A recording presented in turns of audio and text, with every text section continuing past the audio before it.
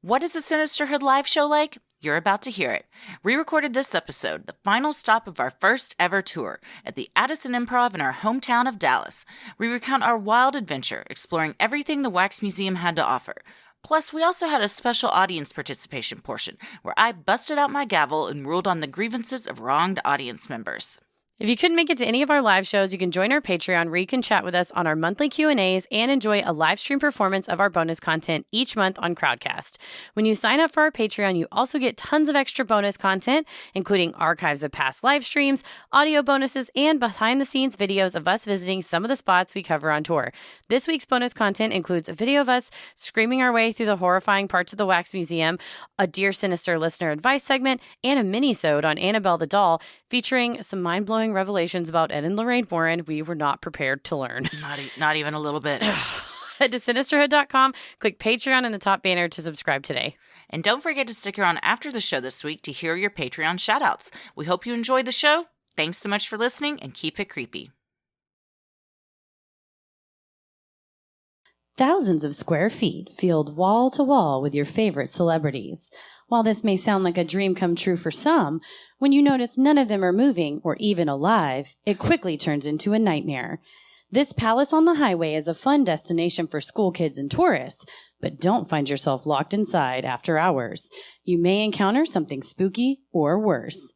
Tonight's episode is Meltdown at the Wax Museum.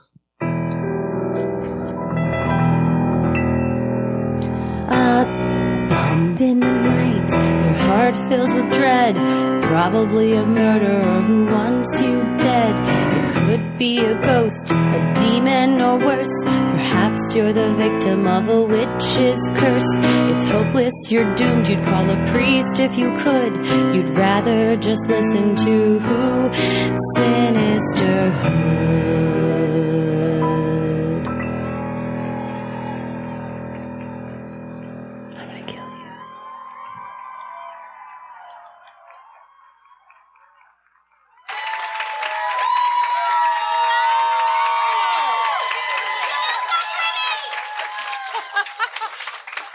What did you yell? You look so pretty. Oh, thank you. They said don't yell out, but I'm if it's sorry. a compliment. What did you yell? Please repeat that slower. Well, let's do it again one more time. You look so pretty. I think Say it louder, though. you look so pretty. Thank you very much. I'm usually the one that wants the words of affirmation, but y'all take it too. Thank you. I think she's talking about. Oh, I the know. bus. Thank you. How's everybody doing? Awesome. We are too. We're very woo right now. We're wooed Feeling up. it. We're wooed up. We're booed up. Wooed up Our and boos booed are up. here. Good up They are. for Tommy and Paris. They're in the audience tonight. Give it up for Tommy's The Shining mask. It looks like the Shining carpet. Yeah, It was a big we hit. did hear some backstage talk going on with the waiters, and they were like, "This guy out there has a Shining mask on, and it's super badass." And I was know like, him. "That's my husband." We know him. He's Yeah. pretty cool. Well, what we've been doing at some shows, when I remember, is taking a crowd picture. Yes. So I would love to do that tonight. Just give me like hands in the air, woo woo. It is on selfie mode, which repeatedly I've not done. So some of the pictures didn't come out, but we're definitely on selfie mode. So on the count of three, we're gonna take some pictures. Okay, 1, 2, 3. Time.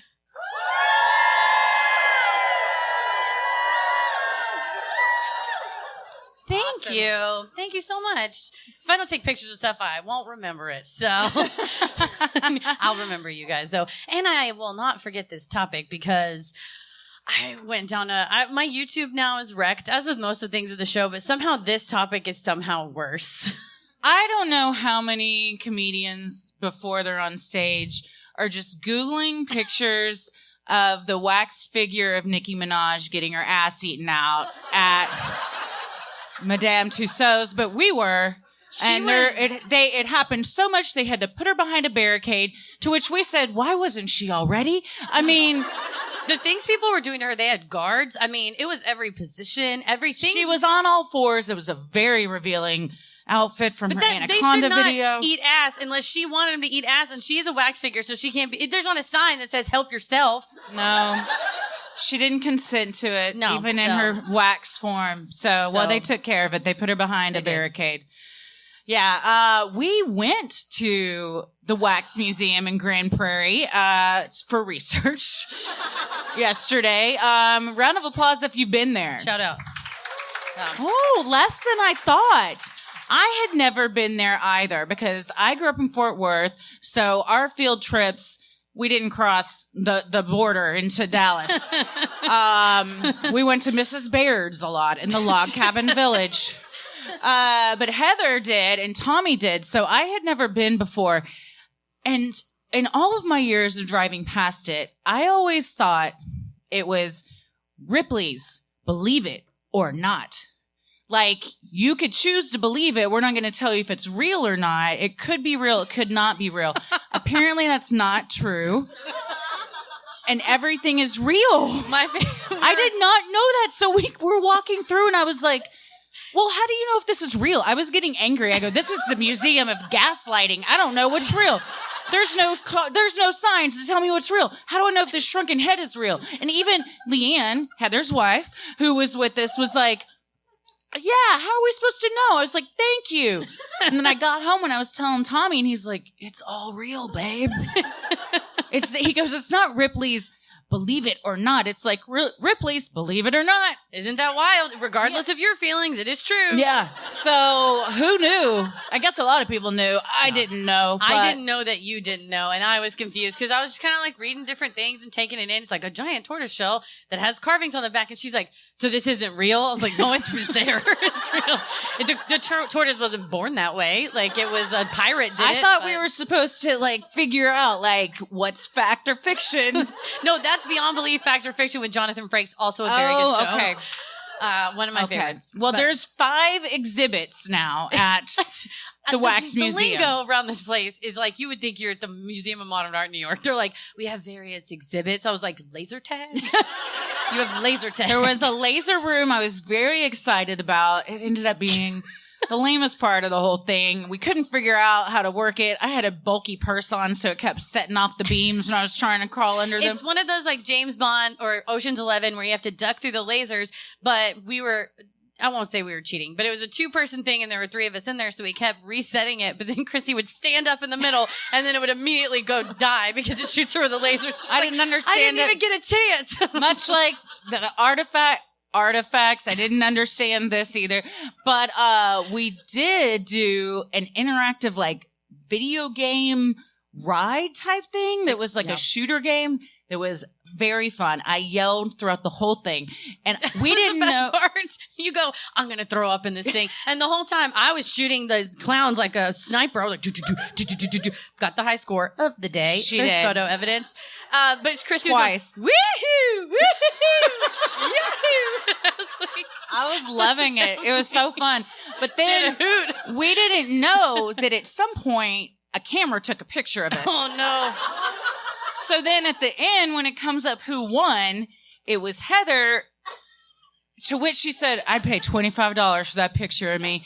It was a great picture. It was like if you turn on your phone forgetting it's on selfie mode, Yes, and you're like, looking down at it in the middle of the night, 100%. and it's just like, there's a lot happening here. But it was great. Leanne got second. I didn't even place. My favorite was a family went in after us, and this guy had this like leather vest with a patch on it that says certified asshole. And you could tell he was like, he thought he was a bad bitch. And then he went to try to check the scores. He did not place. First place was and just him, he had out his phone like he was going to take the picture and then just slowly put his phone back in his pocket. And I was like, who's the certified asshole now, baby? It was me. It was me. You've always been the certified 100%. asshole in my heart. Yeah. And then there was a mirror part that you have to wear these gloves in. We got lost and screamed a lot until we figured out there's an exit sign for safety at the top, so you just follow those out. Yeah. The real trick of the maze is it was regulations. like in Stranger Things or Watchmen, where it's like, oh, how many of you? It was freaky. I was like, this is why this is a trope in horror films, because it's very unnerving. You were just like, it's just like Watchmen. I kept going, the blue penis? I don't see any blue penises. And you're like, the TV show, not the movie. The TV show has no blue penises. I'm not going to watch it. I don't. It was HBO or HBO. could have been. There might have been. Honestly, I didn't watch the end. And then the so Wax maybe that Museum. was the. Oh no, I did see the end. Never mind. Didn't leave a lasting impression, I suppose. Probably because there was no blue dick in it. Mm-mm. Then there was the actual wax museum part, which, So I went as a child. Same. All of them, except for the new celebrities that have come out since then. But several of them are the exact same figures that were there when I was there. And you like some consistency in your life. But around every corner was just... We just kept... Because you tell yourself they're not real, but like, what if it was... When we got to the room of all of the presidents, first of all, I walked around the corner and screamed because that many old white men in one room already is unnerving. But when they're all wax, I was like, monsters.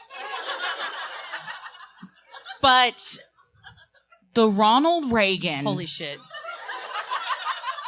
All three of us were like, he's real, isn't he? That's real. His hand. His left hand looked so real. Just the thumb. Like he looked like he was a slight person wearing a Reagan mask, and at any second he was just gonna step forward. I'm sweaty just thinking about it. It was, we talked about it like throughout the evening. Oh, I still think about Ronald Reagan. Not the real one, the one that's there that waits. It lurks, waits for you. That hand. Some of them are okay, and then other ones you're like, that is not a color of any human. No. Like, just gray and sallow. Yeah. Like, everyone had dysentery, but it wasn't even a thing when these wax figures were alive. And there's a whole fairy tale room. That's the ones that are really good because you don't really know what Snow White really looks like. And she's asleep, and there's an evil witch on one side and the prince on the other side. And we walk by, and Christy goes, somebody bugs at Snow White sometimes. Which is how it got us to the green room, because I was searching. Heather was searching. We were like, that happened. So then we started looking up porns involving wax figures. Well, we didn't jump to the porno first. There was a natural progression that got us there. I started out by Googling wax figure genitalia pictures. Yeah. So a lot of people have asked this question. Which I'm very disappointed in the answer. No, unless it's the Ed Sheeran wax figure, which apparently he was very pleased when he saw the unveiling of his figure because he was like, look at that bulge.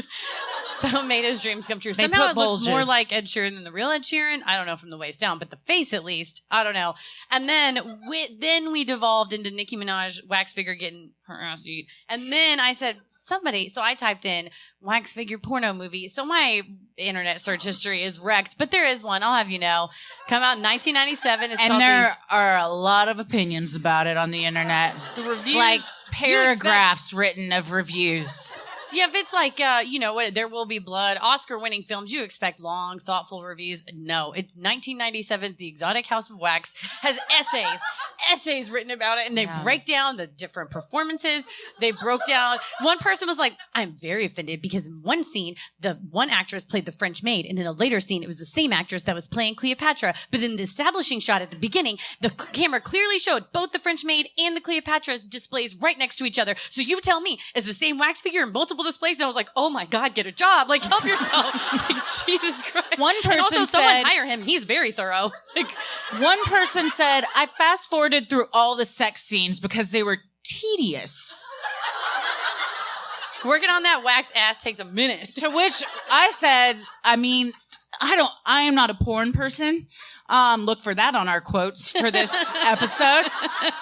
So to me, it's like after the first 15 minutes, hasn't it done the job? But this person was like, I will wait and see how this unfolds. It was a whole plot. She was left in an erotic wax museum from her dead relative. She was going under. Then she discovered an amulet that makes all the wax figures come to life, and they're real horny. So they figured that's how they could save the business. Yeah. But then one reviewer was like, you can see their tan lines. This is bullshit. Yeah. We're Someone goes, damn. I don't think a French maid is laying out in the sun in a string bikini. I was like, well, maybe. You don't know. She could have very nice bosses. They kept their clothes on too long. I don't want them wearing their costumes. It was wild. Long story short, we've ordered the Erotic House of Wax. A VHS only. And we have it available for 48 hours. Yeah, exactly. Yeah. We were almost going to start the show late because we were watching it. But the rental lasts. So it was disappointing to say the least. Yeah. So all that to be said, they don't do their parts. Mm-mm. They don't do the stuff down there because what you might not know is the stuff you don't see is actually fiberglass because that's how they save money. So just their heads and stuff and their hands are wax, but the rest of them, except for the Jesus exhibit, Lord and Savior is 100% wax. which he's nailed to the cross and just has a loincloth, so his whole body is wax, and that's also something that just thousands of children walk through every day and see. Yeah. So that was a time. You can't not go through it. So No, it's like IKEA. You have to go through the whole thing.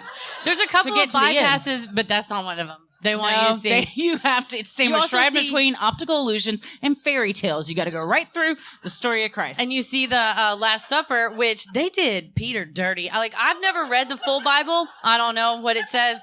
I have a teen study Bible with a lot of little, what do you call it? The little Post-it notes in it. Because I was telling myself, don't have sex, don't ever do drugs. Those Post-its didn't work at all.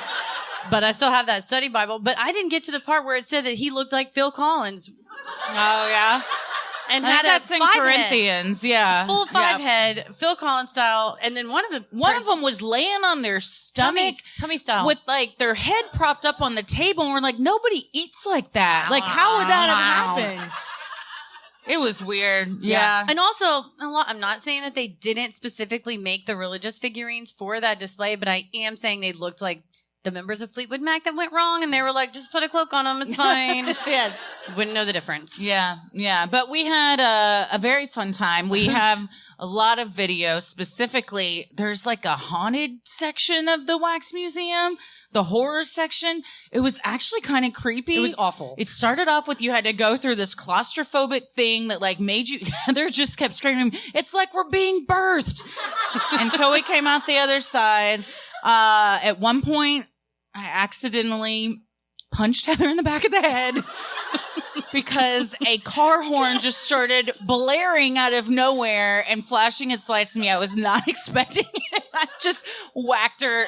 It was instinct. It was reflex. But I was holding the camera, so I had to be in the front. So that was on me. Oh, yes. And we made something to showcase our love for each other to bring you guys tonight. Yes, we wanted to show our love. It's our hands. We held our hands together. We got two made because halfway through I go, can I ask you something? Were you willing to do this again after Heather had been bitching for 10 minutes? It's so hot. Why do we got to put our hands in freezing cold water? Now we got to go in the hot wax. And then I was like, can you do this again so I can have one too? So she did. And that's it. The really nice gal that helped us with it, who put our hands in extremely hot wax. I go, how long do they train you on this? She goes, a couple days. So that's cool. Yeah, and she goes, no one's really good at first. You kind of just have to learn as you go.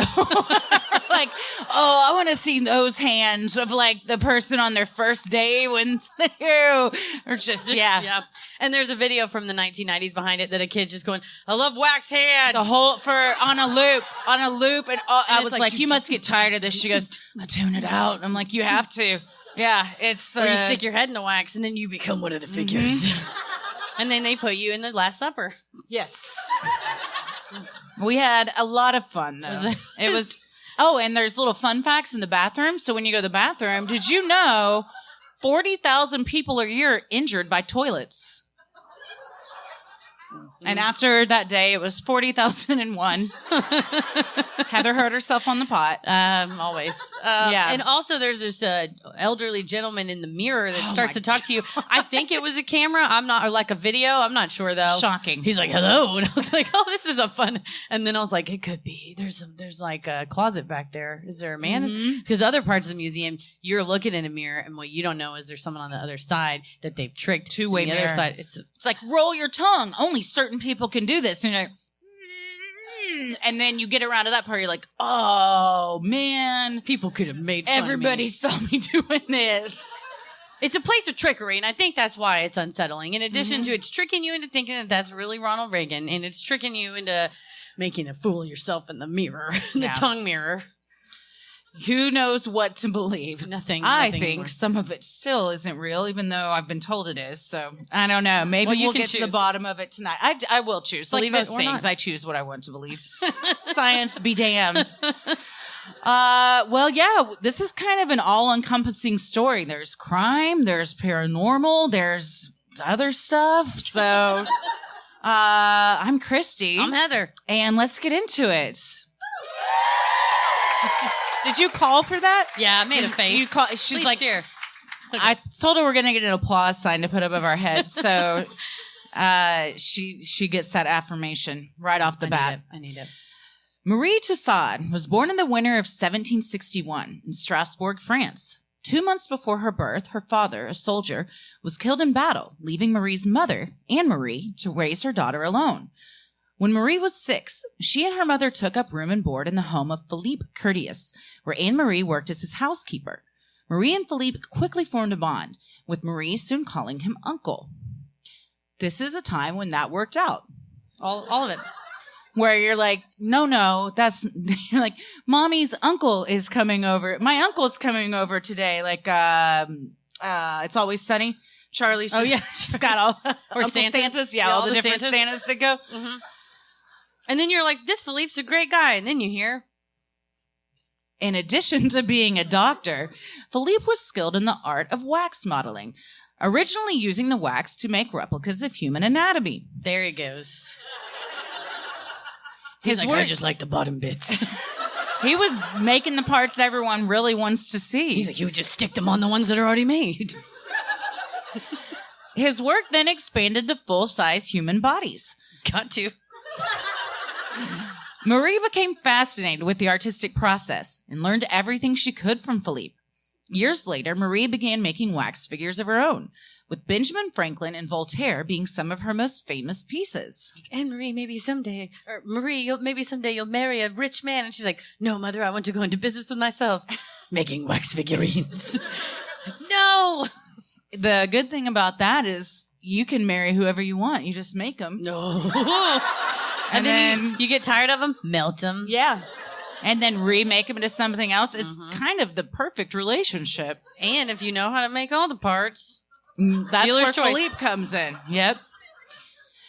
Marie's work became widely known and was even praised by the royal family.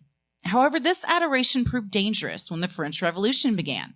Marie was considered to be a royal sympathizer by rival political factions and was subsequently arrested. In preparation for execution by guillotine, her head was shaved. Luckily, Marie was spared at the last minute due to her connections with Philippe. Despite being spared from death, Marie did not get back to making her beloved wax figures right away, or at least not the kind she was accustomed to. Rather, she was forced to make death masks of Louis XVI and Marie Antoinette, two of the French Revolution's most infamous victims. That Philippe must have been real good. I mean, honestly, is this how dildos started? What? We just figured it out. We solved it. We solved it. Origin of dildos. Yeah. The French Revolution. Who That's knew? what they don't want you to know in school, and they don't teach you. I do not remember that being addressed in Les Mis. But if you go and you're like, Philippe, I got some problems. The lady isn't satisfied. He's like, hold on.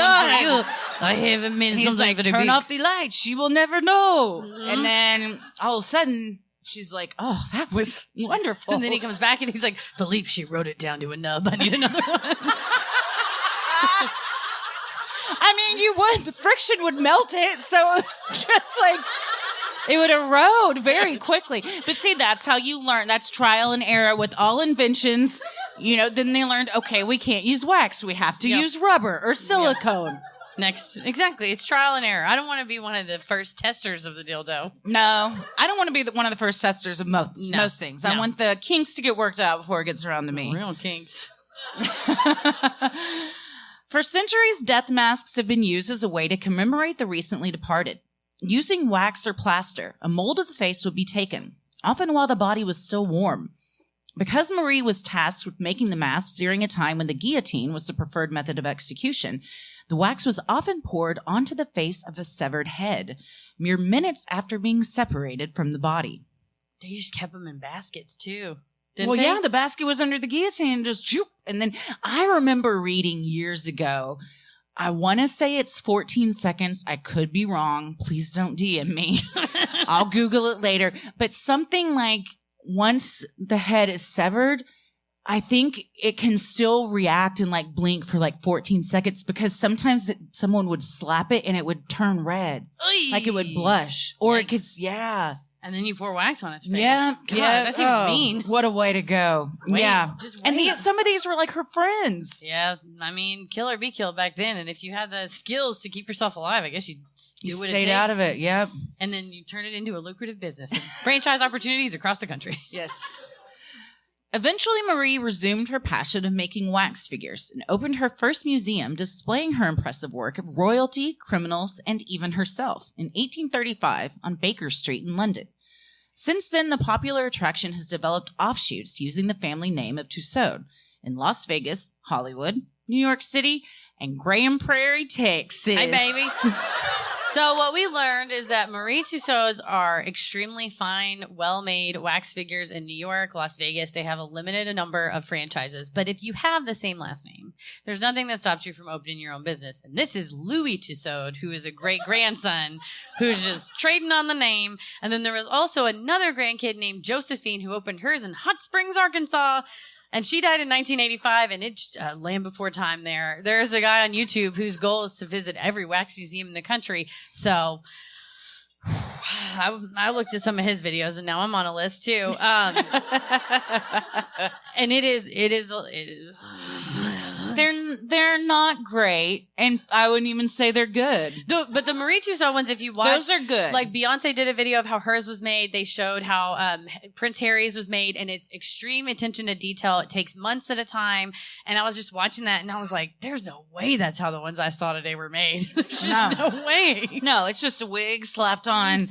I mean, there were some where like, who is that? The Rock? That's not The Rock. Dirty. The No. Undertaker from WWE, the face part was very scary, but there was no bulge at all. It wasn't even close. No, it was a leotard. and he was wearing a leotard. It's like you Undertaker. He's like 8 feet tall. You know he's got something there, and it was. And Lady Gaga, these things Oh haven't my been God. dusted in years, and her toes were. I was like, Lady Gaga doesn't have toes like that. Her toes are pristine, and these were like some weird green color with just dust bunnies all over them. They did Gaga wrong. Yeah. Did her dirty. They There was did. several that I gasped at nervously because I could. Then I was like, "Oh, okay, that's Ryan Reynolds with air quotes." He wasn't bad looking. He just didn't look like Ryan Reynolds. Yeah, it's a good looking wax figure of a guy. Yeah. Just a nice looking man, but oh, yeah, the presidents were probably the worst. Trump was beat the fuck up.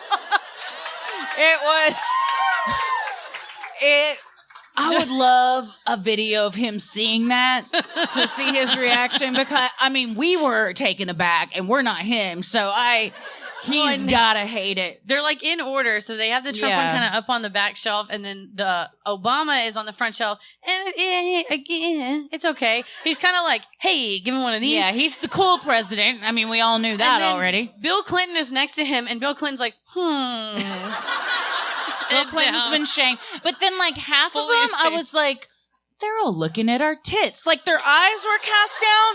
And they were all just chest level no matter where you're going. And then Thomas They followed Jefferson, you. was he a president? Yeah. I'm real bad with history. I don't even apologize about it. If you, That's fine. gun to my head right now, if you asked me to name, how many presidents have there been? I don't even know that. If you'd asked me to name 20 of them, couldn't do it. Couldn't do it. Well, we did. We I could learned probably do 20. FDR was a vampire. He had on like a cloak, a Very cool situation, cape. a cake situation. And then was it Miller Fillmore that you go, he's dressed like Hugh Hefner. It was. He had on like a was. velvet smoking jacket. But Jefferson, no matter where you went, his eyes followed you. It was very unnerving. Yeah, it was the Can Hall you of name Presidents. all the presidents in order? Did you learn that as a kid? No. I didn't either. No. But We went some over- kids know how to do that. Well, Godspeed. Good for you, kids. That sounds nice. I don't know. I feel like, why do you need to know that? You know? Yeah, It's one of those things like you learned in school, but it was just memorization, which just means you're good at memorizing stuff. We could do this. I could do the states. We had the 50 Nifty United States that I learned in grade school. Okay. Jonathan Colton has a really good president song. I should just memorize that. That's very good. I could name all the states. I will be honest that we got Ella a big United States floor puzzle recently, And I didn't know where all of them went.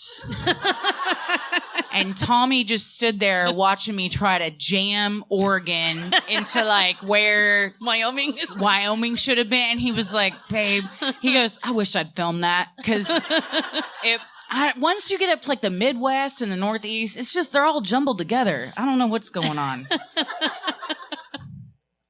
Well, the State Fair of Texas in 1963 featured more than just the giant animatronic cowboy Big Tex that had been unveiled only a decade prior. This iteration of the fair included a sweeping exhibit of wax figures that took over the Varied Industries building, billing itself as the Southwestern Historical Wax Museum. The attraction soon became a year-round staple at Fair Park. This original museum was founded by Mr. and Mrs. William Thomas Bolton, who would fill their halls with wax figures from other museums across the country when those locations would close. There it is. That explains it. He was also a very eccentric oil tycoon. No. And what have we learned recently? Billionaires are weird and eccentric, and they spend their money on stuff that you're just like, I gotta spend this on something. Okay, wax figures. Let's do that. And then you get tired of that and you're like, all right, let's go to space. And then you buy an alien ranch. Like, these are all real things that have happened lately with billionaires. Yeah. And then you try to find out what happens after you die. But he Full circle, you become a wax figure. Mm-hmm. He went to London, he went to Marie Tussauds and was like, oh, I like this. And then he just came back and started doing it. And that's what it's like to have money in America. You can just you can just find whatever you want, just do it. He's like, can I look under their cloaks and see what's beneath? And they're like, not unless you own it. And he was like, interesting. I'll take the whole lot. Let me write you a check. Just a year after opening and after the assassination of President John F. Kennedy, the museum took advantage of the public's interest in the event by creating several tableaus of the slain president. Overall reactions were mixed, just like they were in this audience. And according to Legacy's magazine, reporters called the wax figure displays eerie and discomforting. Especially the one depicting Lee Harvey Oswald wielding a rifle from behind a stack of books. And they sold tickets to go see it. And people bought them. According to Legacies, Marguerite, Oswald's mother, would visit the figure of her son often, which she mostly approved of. His hairline was incorrect, according to her, but his mouth was perfect. Drew Hunter, the Wax Museum's creative director, told reporters, there may have been a few that thought it was disrespectful to have Oswald right there with Kennedy and such. It was a little, I guess, sensationalistic. But hey, it's a wax museum. I feel like, but hey, it's a wax museum should be the tagline, because that's a get out of jail free card. You can have them do anything. And you're like, it's a wax museum. You're like, I was pinched in the Hall of Horrors. And they're like, hey, it's a wax museum. Anything can happen. My husband left me for Nicki Minaj's waxed anus. It's a wax museum. We are atheists, and now my kid wants to know all about Jesus. It's a wax museum. Like, you can get away with anything. I came to see the Genesis display, not the one from the Bible, the one with the band, and now he's in the Last Supper. That's Phil Collins. I swear that's a Phil Collins figure. We got to find out if Phil Collins isn't. I bet he's in a museum somewhere, and we need to do a side by side to see if it's the same. Because at some point, they just probably reuse molds and tweak it a little bit, right? Well, they don't know what each individual disciple looked like, so you just go through the catalog of 1970s rockers and fuck it, man, it's a wax museum. Sinisterhood will be right back. This podcast is sponsored by BetterHelp Online Therapy, the online therapy app that I use to access my therapy and talk to my therapist wherever I'm at. And what better way to do therapy during the holiday season when you're traveling and you might not be home, but the holidays are stressful. It's one of the times that you might need therapy the most, and you can still have access to talking to them. It's awesome. And even if I don't, have somewhere I can go sneak off and do a video session or a call session, I can just send him a text message. Mm-hmm. Or my therapist is so sweet. And if I forget to check in, which sometimes I do, she just sends me weekly, really thoughtful messages. It'll be like, hey, I hope XYZ thing we just talked about is going really well for you. And it's just very thoughtful, and it reminds me to take care of me. That's awesome. Well, the best way to think about therapy is through a bunch of analogies. We got oil changes for our cars to prevent bigger issues down the road. We go to the doctor and go to the gym to take care of our bodies to prevent injury and disease. Some of us do chores regularly to avoid a messy house. Going to therapy is like all of the above. It's routine maintenance for your mental and emotional wellness to prevent bigger issues down the road. Going to therapy doesn't mean something's wrong with you. It means you're investing in yourself to keep your mind healthy. BetterHelp is customized online therapy that offers video, phone, and even live chat sessions with your therapist, so you don't have to see anyone on camera if you don't want to. It's much more affordable than in-person therapy, and you can start communicating with your therapist in under 48 hours. Why invest in everything else and not your mind? This podcast is sponsored by BetterHelp, and Sinisterhood listeners get 10% off their first month at betterhelp.com/sinister. That's BetterHelp.com/sinister. Boy, every time I shave, I hack myself to death with those cheap razors from the store. I mean, my skin nicks in my knees, nicks in all those little plastic handle razors. The ones you used when you first started learning how to shave back in way middle back school? when. And that shaving cream I used to use when I was in middle school that I was just like, I'll just keep buying it, even though my legs are like dry as hell now. Athena Clubs changed the game. Different ball game altogether. Athena Club's razor is designed with built-in skin guards to help prevent razor burn while being gentle on curves, so I don't be hacking myself anymore. And we got a lot of curves, so thank you, Athena Club. The razor blade is surrounded by a water-activated serum with shea butter and hyaluronic acid, which is a holy grail for skincare. The best part is the razor kit's only $9. It comes with 2 blade heads, a magnetic hook for shower storage, which let's just say that's a game changer right there, and your choice of handle color. I have the midnight blue handle color. I have rose gold. I feel very fancy with my and it's a weighty razor. I like it is solid. It's a solid razor, yes. And you can get those colors, or they have 6 options total, but they also have black and white razors. If you're minimalist, you're a traditionalist, you just want to go with what you know, you can do that too. And you never have to worry about running out of refills or being stuck with dull, overused razors. You can choose how often replacement blades are sent to you with free shipping. That means fresh, ready-to-use razors always arrive right when you need them. And you have their Cloud Shave Foam, which I love. I've told you, I was using the garbage that I used to use when I was a teen. I have upgraded. This stuff is premium. It's a premium experience. It nourishes your skin, and I just love how it when it comes out, it's poofs up. It's like a marshmallow. It's so lovely. Yeah, it's like shaving a cloud. I'm also all about practical gifts during the holiday season. And what do most people do? They shave something. Shave their parts. Shave something on them. So this is just something that you wouldn't think that will be a big hit, but it will be a big hit. And you love stocking stuffers, so this could be a stocking stuffer. It easily could be. And it comes in a very nice box. It's all presented very nicely. Just put that in the stocking. You're good to go. Show your skin or someone else's skin that you care with the Athena Club Razor Kit. Sign up today and you'll get 20% off your first order. Just go to athenaclub.com and use promo code SINISTER. That's ATHENACLUB.com with promo code SINISTER for 20% off. Packing to leave for the holidays, and you know what I got in my bag? What? Got my fancy shoes. Nice. I got my Sarah Flint Natalie flats because I'm trying to make a good impression on my in-law. I'm trying to look stylish. I'm trying to also be comfortable, though, because we're going to be in a major metropolitan area, and I'm pretty sure I'm going to be walking around a lot. And these shoes will do all of those things. This is why we love Sarah Flint. It's because these shoes are designed by a woman and actually made for women to walk in. It should not have taken this long for someone to realize a pair of designer shoes that are going to last for years should actually be comfortable enough to wear and can look as great as any other designer shoes. I also have the Natalie flats. They go with everything. Jeans, dresses, shorts. You can dress them up, dress them down. So no matter what you're doing on your trip, I'm ready. You're ready. Yeah. You can paint the town brown because we have shoes brown. That's true. And it's Paris' Vachette. last name is Brown. That's right, Paris Brown. And also, what is it? They're saddle Vachette. They're a nice tan camelish color. Oh, yes. They're very, yes. They look very lush. I feel like I'm very fancy when I'm wearing them. I love my Sarah Flint shoes.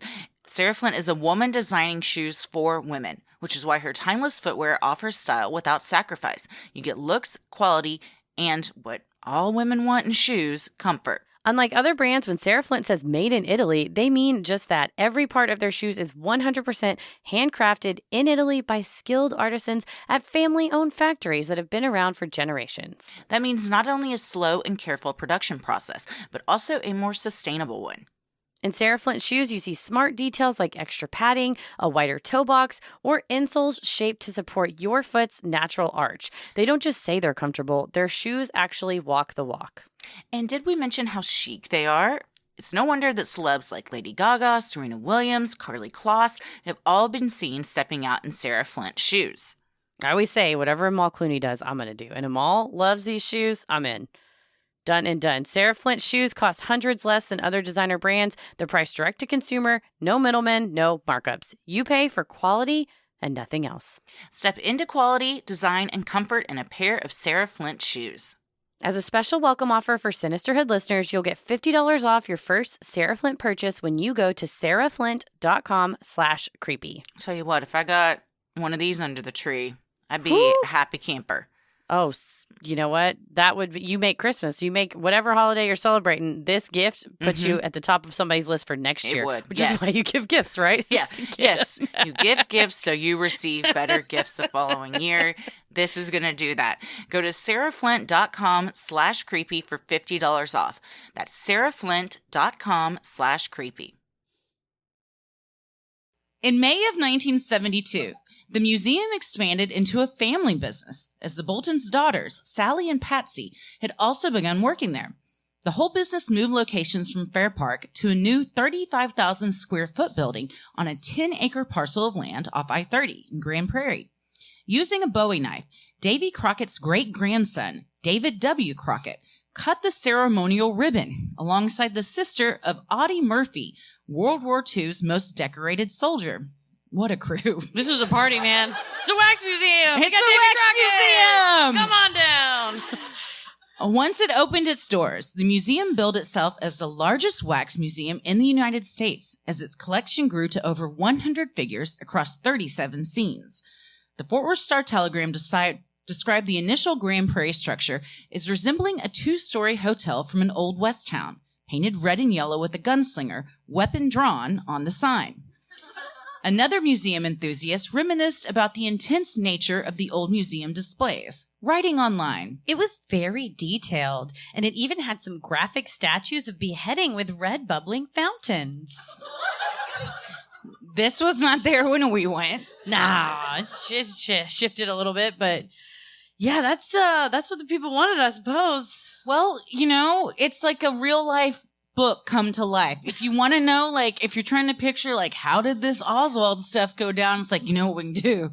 We can just get a bunch of wax figures and just reenact the whole thing. And like you said, people went. And that was a lot of the newspaper articles around that time was, can you believe these monsters created this Kennedy display? Anyway, there was a line around the building. And it was yeah, because people Who's nasty. the monster? The creators or the ones going to see it? Mm-hmm. It's people are nasty. Come on now. Mm-hmm.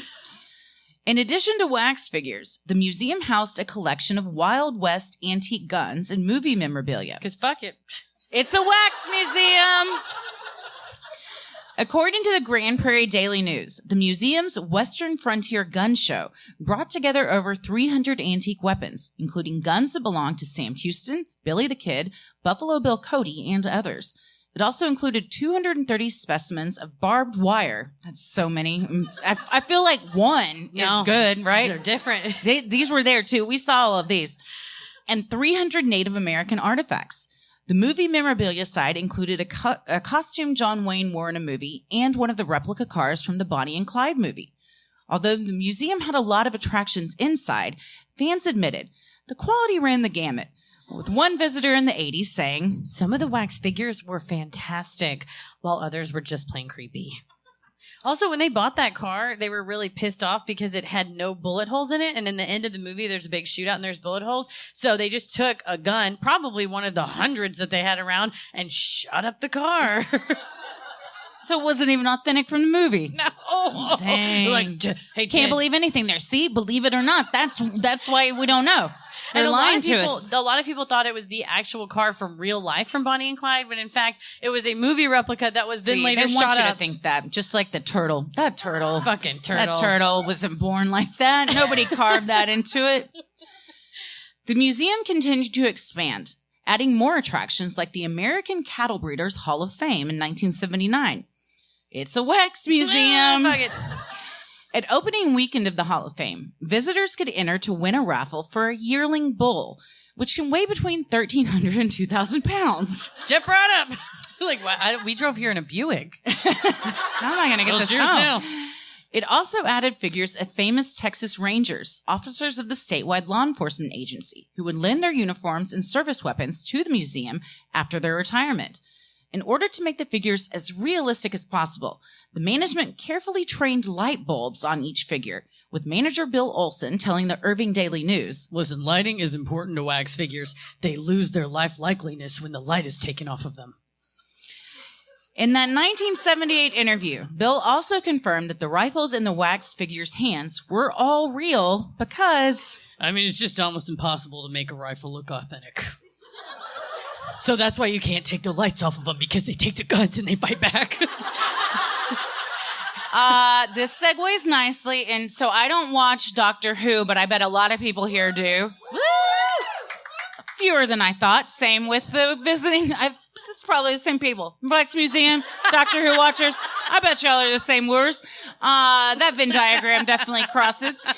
But I was Googling, like, scary wax scenes today, and there was an episode of Doctor Who called Blink. Yes. Oh, everybody knows. I only watched like 5 minutes, and I don't know if I can watch Doctor Who now, ever. And there's been like 100 seasons, because there are like these stone demon statues that unless you're looking at them, they come to life. So they'll be like staring at them, and they're just like, but then they turn around and try and get the door, and then they turn back around and they're like 5 feet closer to them. And they just kept like getting closer and closer. It was terrifying. So that's what happens to these guys. When you take the lights off of them, they move around and they have real guns. So buy the ticket at your own will. It's Mario Ghost rules. Like, if you turn on the ghost, it comes after you in the Mario game. Oh, we're replaying Luigi's Mansion. I told you how Yes. I wasn't there when King Boo was They defeated. beat Luigi's Mansion without Christy, and she was devastated. I was. So now Ella and I are replaying it. I had to stop last night because I was real irritated. I couldn't get out of the kitchen. I was like, I don't know what I'm supposed to do. These Is it rats kept attacking The me. game kitchen. The kitchen in the game. You weren't stuck in your own kitchen. Okay. Had to clarify that. No. You can just walk in and out of our kitchen. There's not a door or anything. But I was stuck in the game kitchen, and Ella's like, you gotta go over there. I'm like, I don't know what I'm supposed to be doing. She knows how to beat it already, but she's doing it for me. She's replaying this just for me. And I'm letting her down because I'm not Tommy when it comes to video games. Nobody is. That's very true. From the late 1970s throughout the 80s, the museum celebrated Halloween with its Haunted Nights. A 1984 article in the Fort Worth Star-Telegram about the haunted house at the museum described promotional photos as So vivid they could not be printed in a family newspaper. between 1985 and 1991, a traveling character named Dr. Mephistus Blood, the physician of fear, hosted an annual Trial by Fear event at the Wax Museum. In a commercial, he wore a metal half mask covering his face and beckoned viewers. See my trial by fear, where you shall meet the terrors of your darkest nightmares face to face. Remember, you are being observed. Whoop!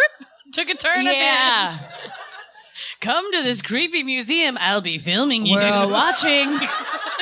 Ignore the holes in the ceiling and the cameras poking down. The red lights are demons, not cameras. My worst fear.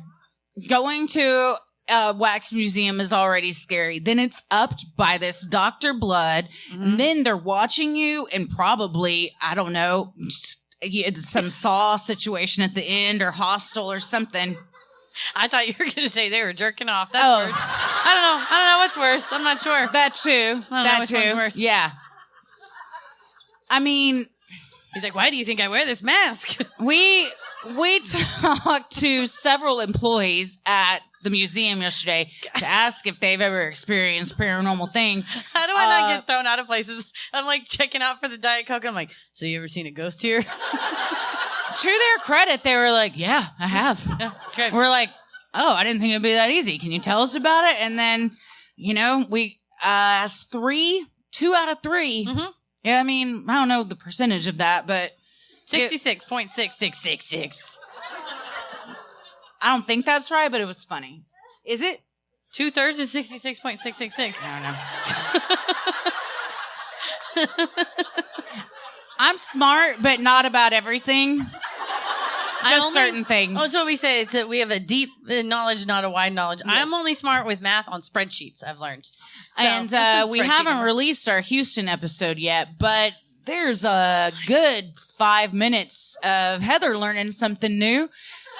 I'll leave it at that. I don't want to spoil it for anybody, but yeah, it was They don't tell you everything you need to know in integrated physics and chemistry class. apparently not. And Mesquite ISD, they do not go over. Shout some out. things.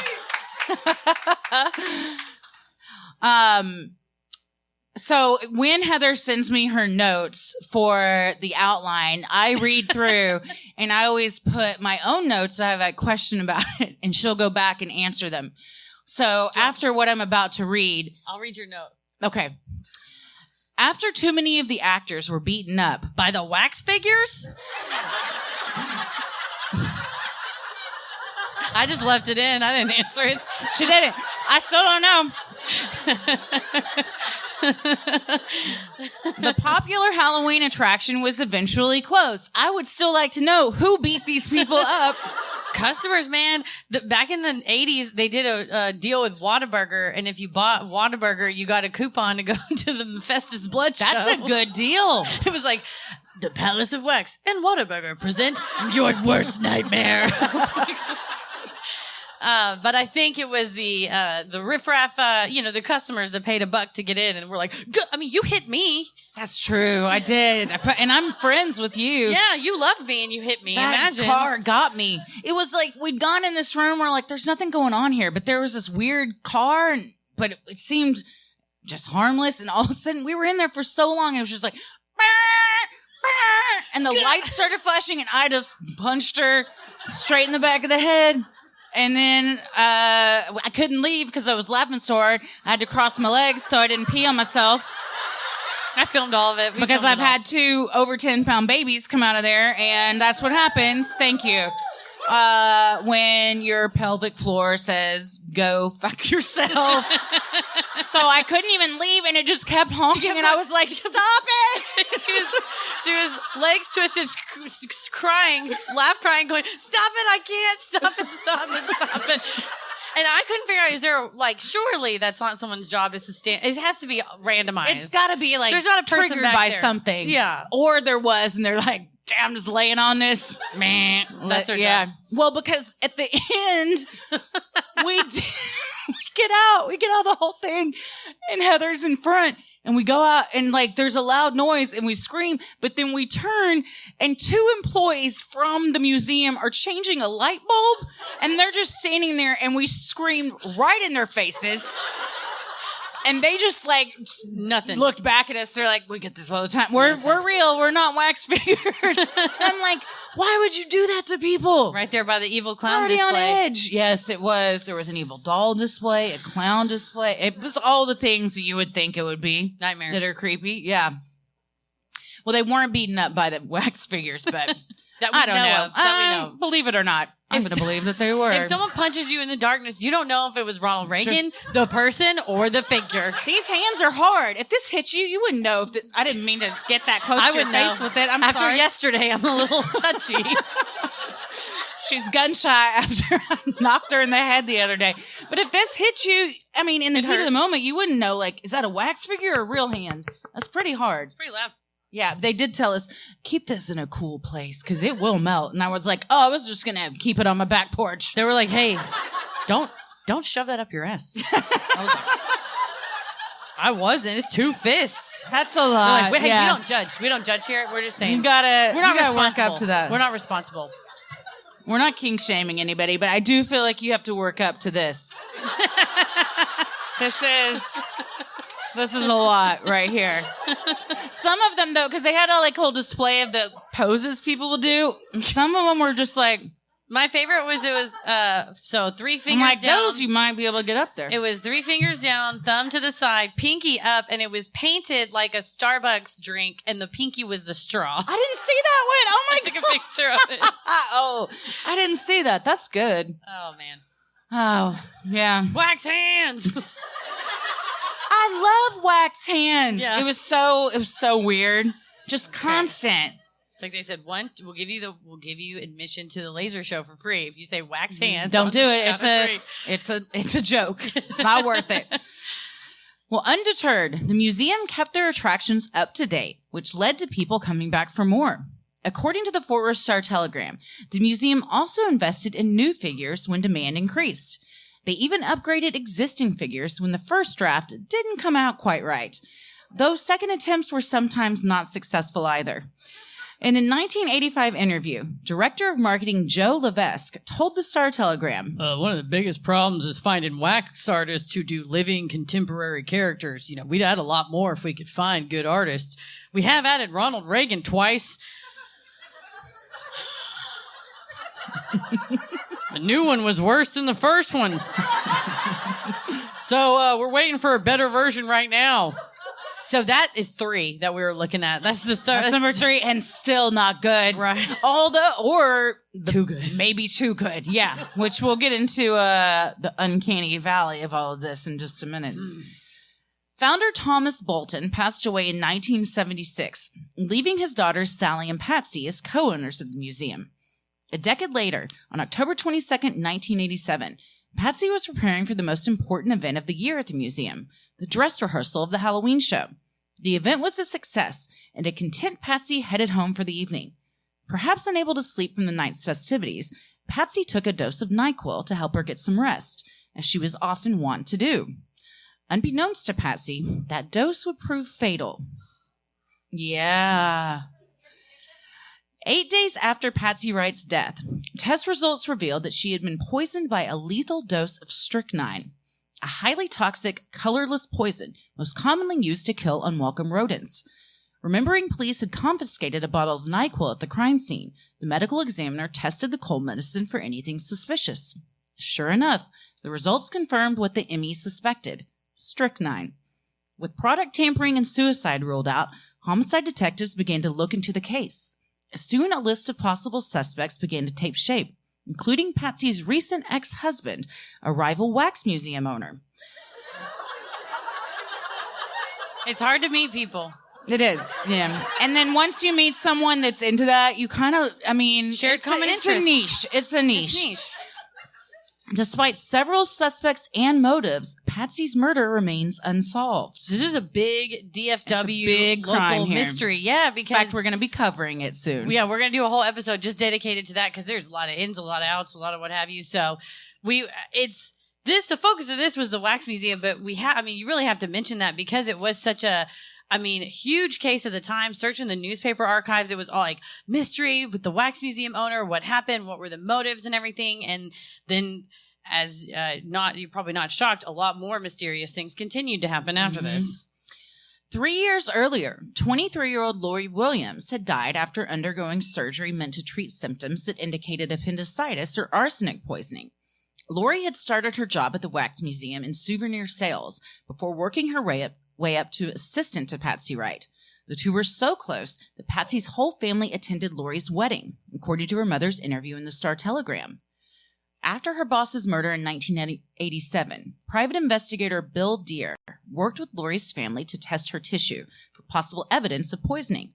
The results showed no sign of arsenic poisoning, but were inconclusive as to strychnine, the same substance that killed Patsy. Bill Deere remained steadfast, telling reporters, I think Lori Williams was murdered to scare Patsy Wright to death.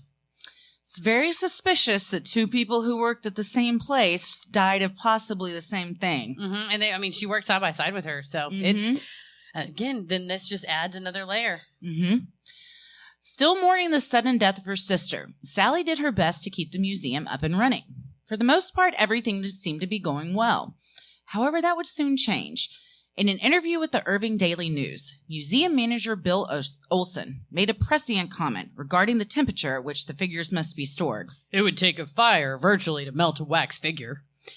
On September 9th, 1988, at 4:15 p.m., a call went out to all available firefighters. The museum was in flames. I mean, that's just like 800 candles. Yeah. Waiting, just ready to go.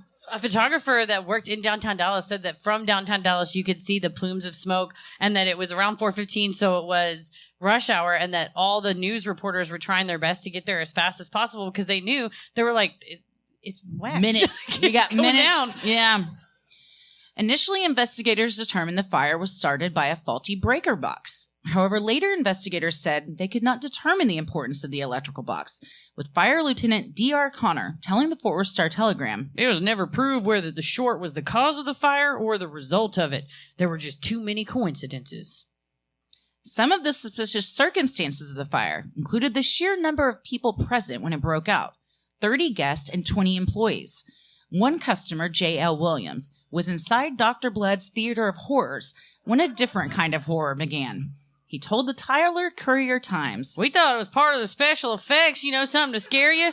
We was all joking about it, but the smoke kept getting greater and greater, so, we started walking to the front, and then we saw the employees running, so." Don't get the guests, get the fuck out of here. Leave them. How do we know who to save anyway? Yeah, that's true. People. If they're not melting, then they can run. Yes. And then Reagan just steps down off his... It's like, he drops a match. You're like, fuck, it was Reagan the whole time. The blaze was roaring by the time the Grand Prairie Fire Department showed up 3 minutes after being called. According to Lieutenant Connor, this pointed to the blaze either being ongoing for a while before being detected, or to it spreading rapidly due to the cause of an accelerant, according to the Star-Telegram. Lieutenant Connor was also suspicious of how the wax figures were treated after the blaze. Although some were harmed only slightly in the fire, there were very few salvage attempts made to save them. Lieutenant Connor told reporters, "In the matter of a few minutes, the whole building was totally involved. That just does not happen." Well, unless you got a bunch of there's like a lot of flammable stuff around. Also, I love that he's like, "Hey, these are still good. You can take these home. Reuse them." And then people are like, "Nah, we're good. We don't need it. Just This was already a nightmare fuel for a lot of people. We can't put these, disfigured wax museums just like half melted off. We stick them up on these displays. Last Supper, man. Put a wig on it. Turn its back to people. They don't know." All told, the losses as a result of the 3-hour blaze totaled nearly $4 million, with some items being considered invaluable and irreplaceable, including the dress Judge Sarah T. Hughes wore on Air Force One as she swore in Lyndon B. Johnson following the Kennedy assassination. 300 figures were burned or disfigured in the blaze and took with them clothes from the celebrities on whom they were modeled, including Mickey Mantle and Ginger Rogers. Well, the good thing is they all ran out. Everybody ran out. It was only wax figures that were harmed in the blaze. Yeah, but don't they have feelings, Heather?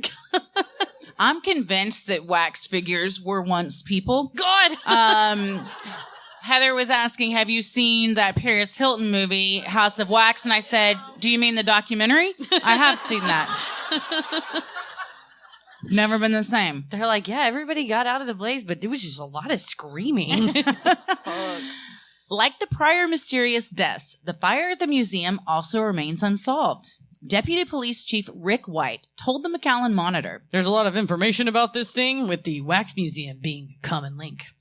Any hope of catching the arsonist who started the fire was dashed when the original file containing all the investigation materials disappeared from a locked file cabinet inside a locked room at the Grand Prairie Fire Department." Lieutenant Connor told reporters, "It did end up missing, and it never did rematerialize." We tried closing the drawer and yelling presto changeo and reopening it and never came back. It was the damnedest thing. That's like such an official way to be like, we got jacked. We got fucking jacked. Did they ever lose something once and it did rematerialize? You know, happened to my car keys a while back. The damnedest thing. They just reappeared. They were right there in the bottom of the toilet where that was the last place I looked. The museum reopened following the fire on March 31st, 1990. The building's new design was based on King George IV's Royal Pavilion in Brighton, England. The new building housed both the renamed Palace of Wax and the new Ripley's Believe It or Not under the same roof. The owners hired 23-year-old Peter Carcio to crank out over 90 wax figures for opening day, with additional figures being added in the years following. According to the Paris News, Carrillo worked at triple speed to complete the work. Sales director Mary Ann Moore denied that the speed impacted quality, telling reporters, Well, yeah, the average artist does about 12 figures a year. And yes, Peter is creating 90 in 14 months, but we don't think that the quality has suffered. You know, we've asked him to do the impossible and he has delivered. that math just doesn't add. I mean, granted, I didn't know what 2/3 was, so, but I don't think this math I mean, if you do adds up. 12 a year, that's one a month, which again, if I you, knew that. But I'm saying if you watch the Marie Tussaud people, they are not doing one a month and they have a huge team. So you could make one a month. That doesn't mean you should make one a month. But yeah, he was doing, that's a lot more than 3 times regular speed. That's a lot of pressure, and he was probably were hot and sweaty, which made him have to start over. He just kept It's all over me. melting his creation. Son of a bitch. So could all this chaos surrounding the museum have caused supernatural occurrences? Books about paranormal activity in the DFW area always mention the Palace of Wax and its unusual goings-on. In the books Spirits of the Border, The History and Mystery of the Lone Star State, author Ken Hudnall wrote of witnesses who Reported feeling strange presences around the museum. Additionally, the paranormal energy was often blamed for a number of unusual electrical malfunctions that could not be explained.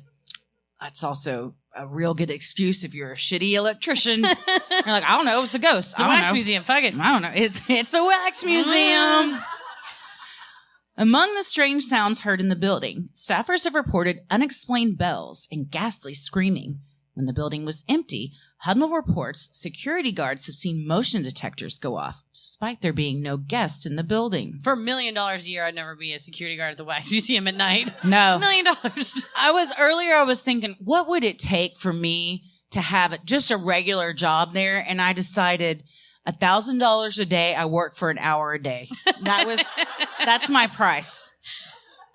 And what are you doing to the figures in that hour?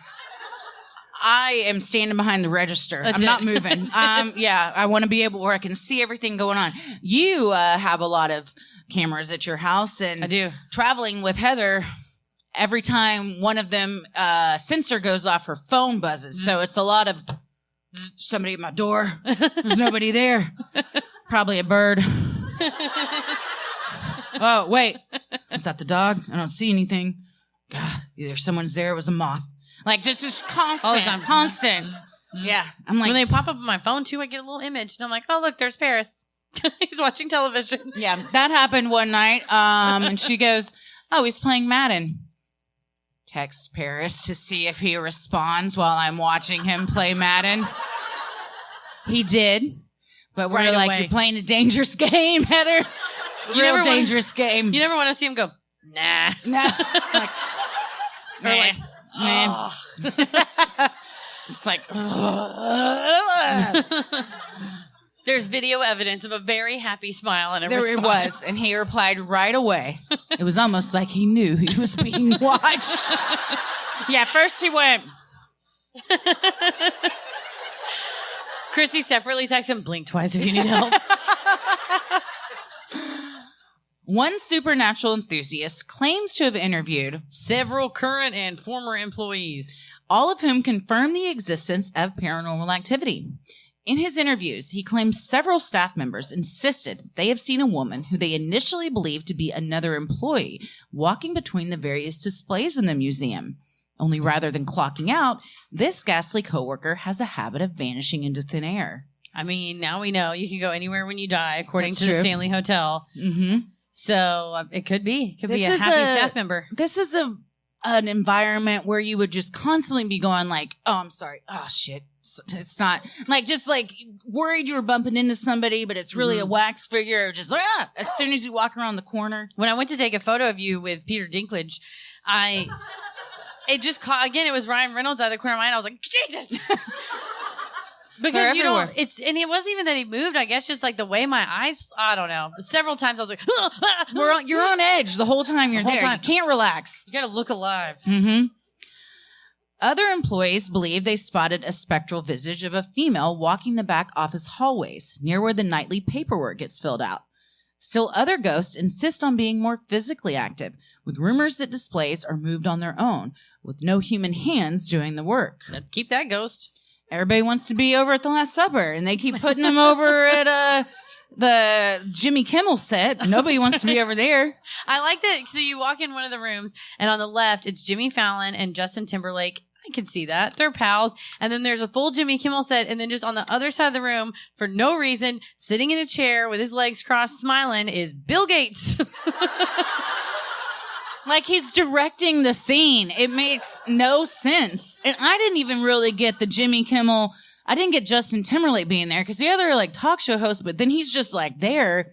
And then there was another room that was like Hitler and Kim Jong-un, but then also like Mother Teresa. Like Mother Teresa. Gandhi and the royals. And it was just a lot. Like they're like, we got to put these somewhere. I don't know. We don't have another room. We got to make it work. And the Pope, the new Pope, has got his hand out like Tony Stark as Iron Man. And I just went up and put my head in it. Yeah. It's like, it's nice. There's a whole room that's just Marvel, and there's a huge Hulk, and I just went up and put my hand right on his junk, and Heather has a picture of that.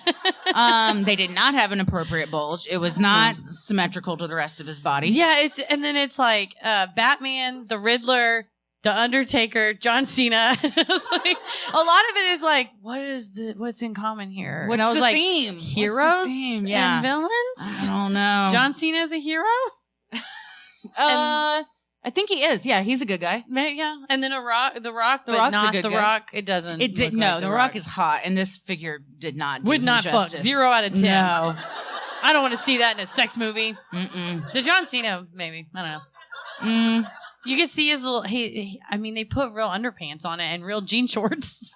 Yeah, they did. But they didn't have a real dick under there, so it's all for show. So what's the point at all?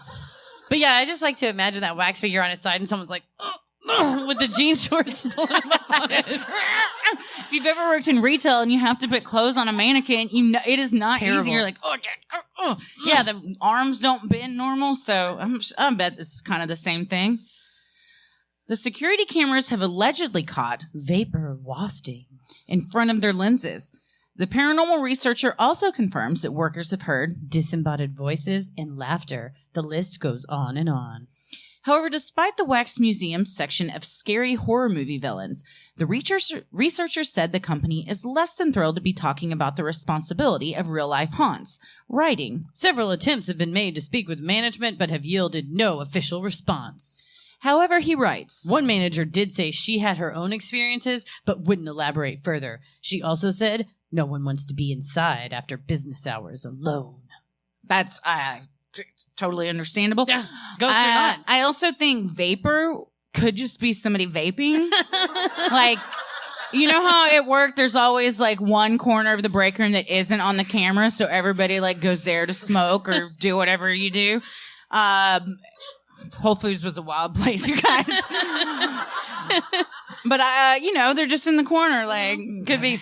But they're just blowing hitting that apple, turn into a pipe. And meanwhile, you have the security guard that's like, my God, I caught more of the vape. And the employees are like, yeah, it's crazy. Like, why does it smell like cotton candy every time this ghost Must appears? Must be a child ghost. Who knows? They weren't a child when they died, though, because we know that from the Stanley Hotel. You can come back at whatever age you want and wherever you want. When you die, you pick your age and you pick your location. Mm-hmm.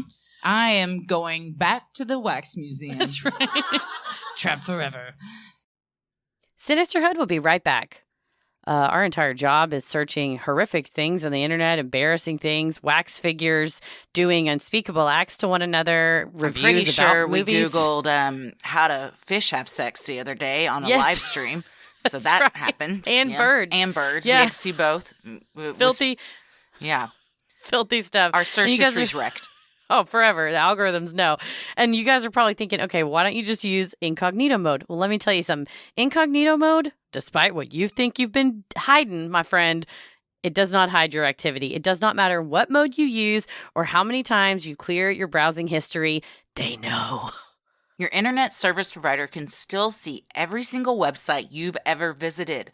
That's why even when we're at home, we never go online without using ExpressVPN. It does not matter who your internet service provider is. ISPs in the U.S. can legally sell your information to ad companies. ExpressVPN is an app that reroutes your internet connection through their secure servers so your ISP can't see the sites you visit, and then you don't get as many pop-ups, I imagine, and ads and people calling you and all sorts of stuff. That's why I've been getting all those pop-up ads for wax figure adult films, and it's been exhausting. You remember? Nightmare. That's what we've been Nightmare Googling. fuel. So ExpressVPN, the best part is it keeps all your information secure by encrypting 100% of your data with the most powerful encryption available. I gotta have that. Most of the time, I don't even realize I'm using it. It runs seamlessly in the background and it is so easy to use. All you have to do is tap one button and you're protected. ExpressVPN is available on all of your devices, phones, computers, even your smart TV. So there's no excuse for you not to be using it. Protect your online activity today with the VPN rated #1 by CNET. Visit our exclusive link, expressvpn.com/sinister. You get an extra 3 months free on a 1-year package. That's expressvpn.com/sinister. expressvpn.com/sinister to learn more. For this ad break, we want you to take a break. Unclench your jaw, relax your shoulders, and take a deep breath. Sometimes we all need a reminder to take a little time for ourselves, and Calm can help. We're partnering with Calm, the #1 mental wellness app, to give you the tools that improve the way you feel. Clear your head with guided daily meditations, improve your focus with Calm's curated music tracks, and drift off to dreamland with Calm's imaginative sleep stories. And if you go to calm.com/creepy, you'll get a limited time offer of 40% off a Calm premium subscription, which includes hundreds of hours of programming and new content is added every week. Over 100 million people around the world use Calm to take care of their minds. Sleep more, stress less, live better with Calm. For listeners of the show, Calm is offering a limited time promotion of 40% off of a Calm premium subscription at calm.com/creepy. Go to calm.com/creepy for 40% off unlimited access to Calm's entire library. Sure, the weather's turning and it's getting colder outside, but you know what? I don't really care because I love staying on my sofa, getting cozy, and watching Sundance Now. They have got all the amazing shows I can't get enough of. I don't even get off the couch. No, stay on that all-form couch all day. Sundance Now is an ad-free streaming service created by AMC Networks for people who appreciate riveting storytelling and fresh perspectives. If you're listening to our show, we know you appreciate both those things. So if meaningful shows are your escape, then Sundance Now is definitely for you. Sundance Now offers the best true crime series, dramas, and thrillers from all over the world. Their original series, Dead Places, One Lane Bridge, and The Trail in the Outback, the Lindy Chamberlain story, all of them are going to get you excited. They're going to entertain you. You're not going to want to turn them off. Also, Finding Joy Season 1 premieres on November 25th. That's just in a few days. You can binge the full season, which is 6 episodes. What do you want to do after you're stuffed full of turkey? You want to sit on your couch and just binge something. Finding Joy is an exclusive with Acorn TV.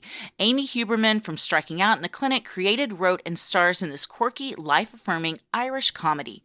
Orderly, structured Joy is dealing with a messy breakup when a new work assignment forces her to look for happiness in the most unusual places.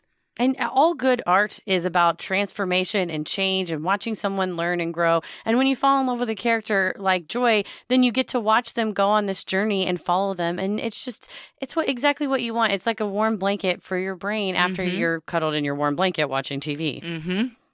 You can stream Sundance Now on all your favorite devices for as low as $4.99 a month. Just download the app or watch online and discover exclusive shows from around the world instantly.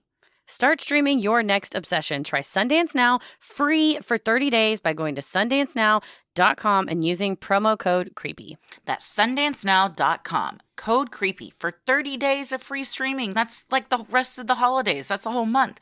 You can get through the holidays. Yes, this will get you through the holidays. Sundancenow.com. Code CREEPY. In October of 2018 and 2019, local paranormal investigation groups descended on the Palace of Wax after hours in order to determine whether the urban legends were true. For the low price of $40, amateur ghost hunters were invited to learn how to use professional equipment in Ghost Hunting 101 and seek out spooky spirits. but could also Just bring any equipment you have. An attendee gave the event glowing reviews, saying, What a great evening. And for those that came, we picked a ton of evidence up. Would do again. though the attendee did not elaborate on what evidence was gathered. One of the co-host organizations, Vortex Paranormal, claimed the event was a success, writing, Phenomenal event tonight. Stay tuned over the next few days as we process evidence. If we caught anything, it is definitely going to be posted. However, the only follow-up post read, Post-investigation dinner at IHOP. It was like 3 a.m. I'm scrolling through this page. Like, I'm going to find the evidence that they posted. And they're like, checking in.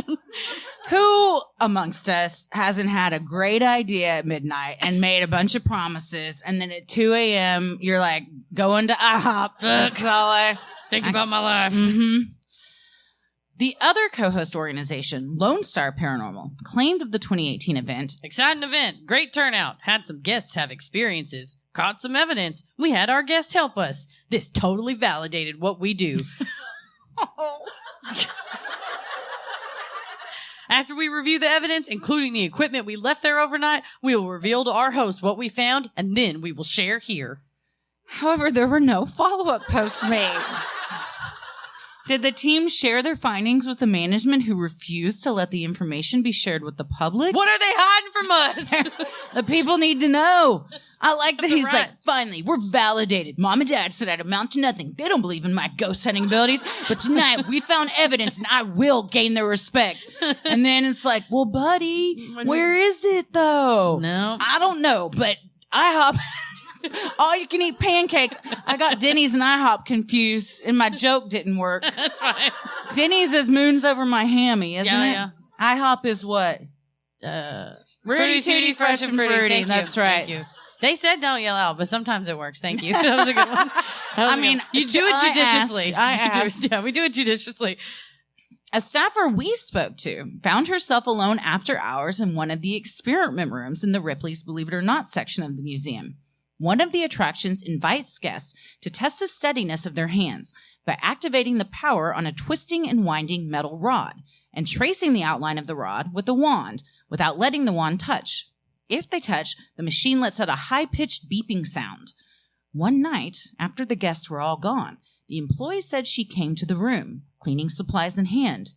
Then she heard it, the high-pitched beep, and looked behind her to see the wand hanging part on the rod. She believed it was the spirit of a former maintenance worker who had recently passed away. She told us that he was an integral part of the team, and it would be like him to come back and say hello to his beloved coworkers after his death. This was very sweet. They were both like, it was him. He loved it here. He loved this place. Like, this was his home. Like, if said you can anytime- pick where you go, I think he picked and he came back here. Then they go, he's one of those people that you work with that anytime he's not there, you're like, oh, that's why everything's messed up. Because Mhm. he's on here. I They was like, spoke oh, he very came highly back. of him, yeah. But then she was also like, but I was also like, fucking knock it off. This is scary. Which is fair. The fear of sinister wax figures is not a new one. Dozens of horror movies have been made exploring the trope, featuring the rubbery, lifelike creatures at the center of the plot. In the 2005 film House of Wax, starring Paris Hilton, unsuspecting visitors to an abandoned town are murdered before their bodies are covered in molten wax to be put on display at the town's main attraction, the House of Wax. It seems reasonable, even rational, to fear such a horrific fate. However, for some, this fear goes beyond the general creepiness commonly felt and severely impacts their day-to-day lives. Automatonophobia is the fear of human-like creatures, and for those afflicted by it, wax figures, mannequins, statues, dummies, animatronics, and realistic-looking robots can cause severe stress and anxiety. Research shows that with any phobia, there are 2 causes for the development, according to Healthline. The first is due to a traumatic event occurring. This is known as an experiential phobia and could be the result of seeing a scary movie as a child that left a scarring impression. If automatanophobia develops sans a traumatic event, it's called a non-experiential phobia. Reasons for this might be due to genetics, early brain development, or even being told about a traumatic event involving human-like figures. Or walking 5 seconds in the wax museum. Yes.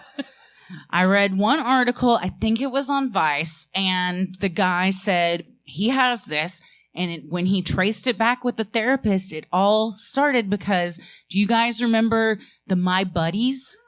The dolls in the 80s? The theme song was like, my buddy, wherever I go, he goes. My brother had one. Jesus. Well, he wanted one, and he got it, and his parents, he gave it to him, and he loved it, but then he saw Child's Play. Fuck. And he was convinced his My Buddy was going to come to life and kill him. So instead of telling his parents this, because he was embarrassed what they might say, he took it to the bathroom. No! And he said, tears streaming down his face, this little 6-year-old boy peed all over his My Buddy. That took a turn. Because I didn't expect that. In his mind, he's like, well, this is rational. My parents will throw it out. And so then I don't have to deal with it. It worked. But he never dealt with that trauma.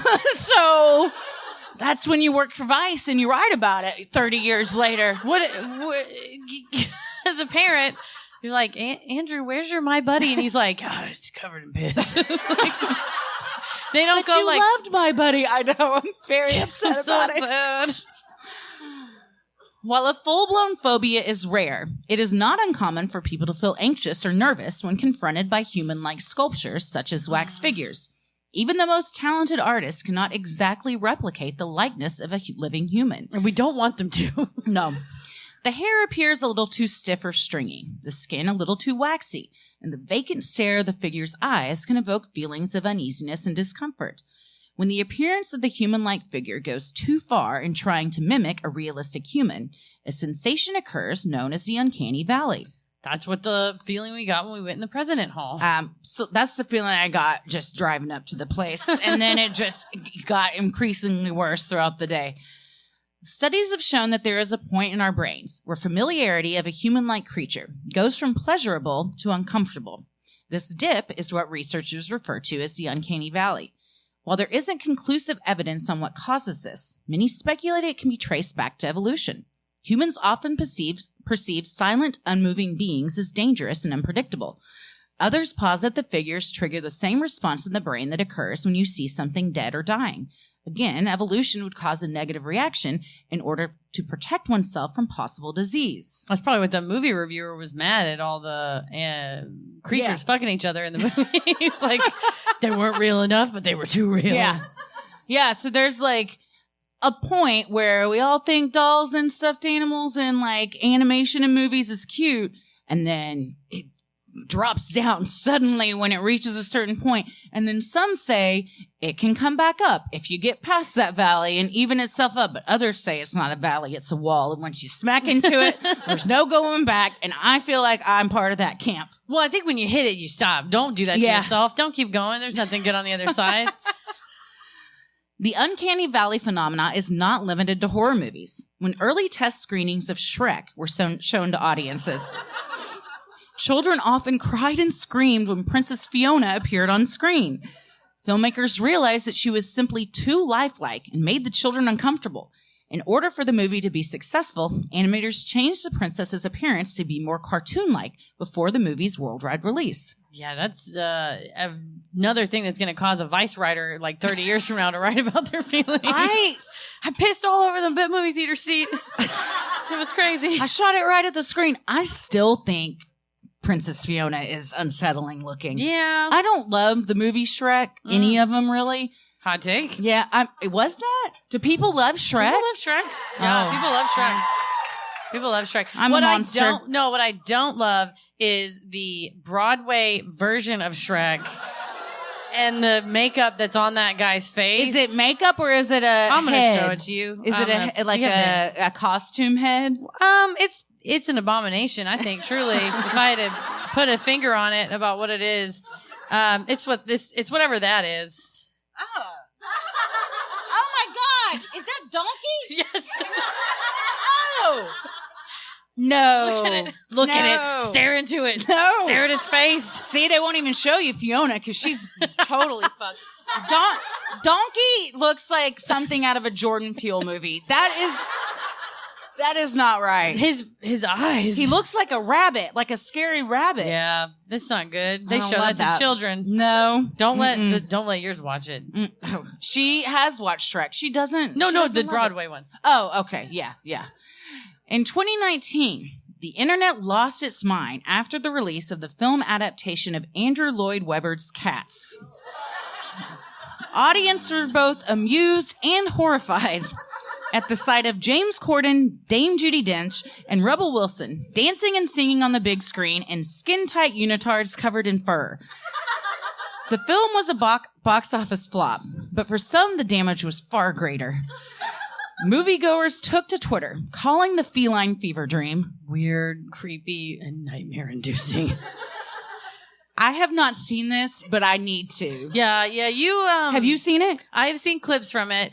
There was also some issues because they were trying to rush it to theaters on Yes. time, and so there were just parts that I saw where it was Judi Dench, but then just like her hand. There was like a version that came out that got rushed too soon, and like it was like their bodies, but like it wasn't Cat full, suits, and but then they had to not- like reshoot some stuff. Yeah, I want to Yeah. see that version. even at its best, it's horrific. Yeah.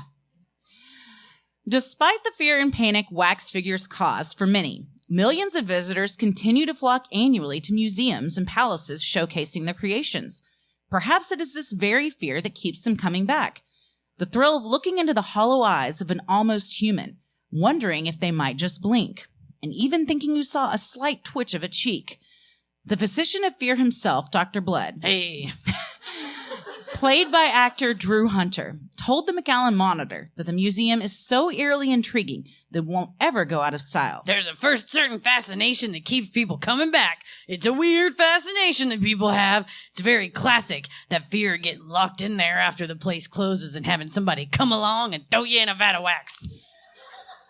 As for whether the palatial structure off Interstate 30 is truly haunted or even cursed, you can believe it or not. So what do we think? Cursed 100%. I was there. 1,000%. They're all people. There's souls in every single one of them. Devils, all of them. One Part of one ours after the got other. left there. We'll never be the same. I was touched. There's probably Heather. Late at night last night, Heather texted me. She goes, "What if you just looked out your window right now and there was one standing on your porch?" It's like, I go, well, tell my children I love them because my soul would leave my body and I would perish from this earth. Bring me back as a wax figure. Prop me up in the living room. I can still watch movies with them. And put my hand out like the Pope so I can like Touch my pat children. them affectionately when they come home. My babies. Yeah. Oh, it's for sure, Kurt. It's a weird place. I mean, even if I wasn't afraid of them, it's still a weird place because it's so dated. Yeah, the concept itself is really weird. And like you were saying, I think, back then there were no, or all it was books, right? So if you wanted to really have someone immersed in something, you had these wax figures. Well, now we have stuff like, movies. 3D The stuff. internet. Yeah, the internet. Now you 3D can watch stuff. a porn of them. You don't need to go to a palace of them. I would give anything to show Marie Tussaud the exotic wax museum movie and just have her be like, no, or yes. Yeah. That's what I I, don't know, I worked feel my like that entire could go life either for. way. That could go either way. I like to think she would be proud that her work Yes, had become lived that. on. Yes, yeah. It lived on. But even, I think it's become this like celebrity. If you get a wax figure made, a good one of you made, and it's got a big old bulge, you feel great about yourself. And it is like you've made it. It's almost like getting a star on the I'm Walk waiting of for Fame ours. someday. But then you have I want to be in the these- Nicki Minaj position. That's right. So people can deface face down, me. ass up. Yeah. That's how you do it. Mhm. The things people were doing to that figure of her, I swear. But I think They that's said they had to take it out because it was too worn, that It they was had to repair it. it got damaged due to guest interaction. There's just everyone's like, It ran the gamut. I mean, every demographic was represented. Doesn't I mean, matter. Age, it's gender. universal. Nicki Minaj's wax ass is universal. Oh yeah, It's a Brings- great unites us. equalizer. Yeah, unites us as a country. Yeah. So, I mean, I don't know that this particular. I mean, there are suspicious circumstances regarding the museum for sure, and I think also the concept of it as a whole is that weird, beyond, like you said, uncanny valley, and also, like I googled it today, you can just print these bad boys on a 3D printer. Why aren't we doing that? They would be exactly accurate. To which I said, "There's no art in that, guess so. Heather. I guess You're so. taking the art out of the creator's hand." Although Peter, who they had cranking out 10,000 wax figures in like a month, he said, "This isn't art. This is just commercial work. My real art is my wooden figurines I make at home." And I was like, Oh, I'd love to see those, Peter. please. Yeah. Wax and wood. That should have been the name of the porno movie. Yeah, I tried to guess what the names were, and all of them were better than just the erotic House of Wax. That's kind of boring, in my opinion. Well, yeah, you guys, that's the meltdown at the Wax Museum. If you haven't been, check it out. Check it out. Quite a time. And we'll post the video of you punching me in the head. Yeah, I'll put well, that on Patreon. on our Patreon, we'll post the video of us going through the scary part, which I was watching it in the green room, just laughing to myself, and I was there, so I think others will find it funny too. I don't remember what happened during that. I blacked out. Well, the night's not over, though. No. I think by now, most of you have listened to some of the live shows, so you know that, All Rise. Yeah. We do this bit on our Patreon for our patrons. So they get to hear this a lot, but we wanted to do it for you guys tonight too. I'm a judge. I will say I've been traveling with this, and because my license is expired, which I'll have everyone know, I made an appointment with the DMV for February 7th, 2022. Because that's the soonest they could see me. So I'm For your hoping we driver's don't ed. fly again before that. What'd you say? For your driver's ed test. Yes, I have Can to. I- Yes, you're going and you got to film it. Thank you. Okay. Thank you. That's what I was going to ask. But my rulings are final. My jurisdiction is global, and that Unlimited. includes space and the sea. And we will hear grievances and then rule on them. And Heather likes to get us started with a grievance, and I've been told by her that she has a good one tonight. I had a lot of problem. I said, I have a problem with society. Who doesn't? So today is November 2nd. And I am starting to get into the Christmas spirit already. Oh, I like this. My Facebook memory came up this day last year. I put my Christmas tree up. If we did not have a show tonight, I would have put my Christmas tree up today. Wow, you're going early. I'm going early because Okay. listen, it makes me happy. It You know fills me what? with Do joy. it then. Yeah. Here's what I don't like. I got a problem Here's with the some of you grievance. people, and I'm going to let you know about it. People on Facebook were like, "Oh, it's too early for Christmas. You didn't even have time for Thanksgiving. You know what you get? Thanksgiving is one day. Sing to me 10 Thanksgiving songs. You can't do it because there's not out there. And if they were, the lyrics would think be I can sing horrific. one. Yeah, Yeah. the lyrics would be awful. Yeah, So I don't mean, do it's that. not a great look for No. America, the whole No. holiday in general. So No. I don't know if we want a bunch of songs about it. Play me a bunch of Thanksgiving movies that don't suck ass. I still can't think of one. There's a couple. Peanuts, but I hate the Peanuts. So She gets the peanuts. You guys. yeah, I'm a monster. I hate Shrek and the Peanuts. Sue me. Your kids are gonna come home from school and not be like experimenting with drugs, but they're like, I went to someone's house and I watched The Great Pumpkin, and you're like, no, not my daughter. So my grievance is that I don't like people taking a shit on me for trying to enjoy something like that that doesn't hurt them at all. Doesn't Yeah. do anything. It doesn't hurt. They don't have to listen to my music. They don't have to come. You know what? They're not invited to my house to enjoy my Christmas tree and stockings and my old nativity that we got a fake new baby Jesus glued in because it was my Mima's and it's gone now. You also have 4 ornaments, all of which I've given to I have her. 4 ornaments for my tree. Actually, I Maybe think 5. I gave you another one. Yeah, I did. gave you the Schitt's Creek one, and then you got the unicorn one from Ella's first birthday. Yes, almost all the ones I have you gave me. Listen, it's a pre-lit tree. I don't like to do a lot of work on it, but that's how I celebrate. So my grievance is, why are people trying to shit on something I love when it doesn't hurt them at all? Yeah. Just shut the fuck up. Yeah. Merry Christmas, motherfucker. Well, there's nothing more in the Christmas spirit than bitching about other people. Just yelling, So, hollering. I get it. I will say, okay, I fully support you. Thank you. And I am now in the camp of do whatever makes you happy. Thank you. Put up when we went trick-or-treating the other night, 3 houses had up Christmas trees Good for already. them. Was it weird? Yeah. I was like, we're trick-or-treating right now. You got a Christmas tree up in there, fully decorated, fully lit. I don't know if there were presents or not. Listen, their house is dressed up as a Christmas house for Halloween, so suck it. Oh, okay. I Bits. like that. I like that. So if that makes you happy, then do it. I used to be in the camp though of wait until after Thanksgiving. But now, honestly, since COVID, because I'm like, just keep them up all year round. We need everything we can get. Joy. Now we put them up. We put them up early last year before Thanksgiving, and I think we're going to do it again this year. Hell so yeah. I support you. I support you. Put And- him up on the 15th. Keep them up all year round. Thank you. Put them up March 15th. Yeah. Christmas goes up. It stays up the whole year. The Ides of March, that's what they were talking about. It's not death. It's when Christmas started. But yeah, people get really set in their ways when it comes to traditions. And they get defensive because they feel like it's a personal affront to them. Listen, they're not coming to my house. No? Again, I'm definitely not going to their house. Also, here's what I think. I'm on one right now.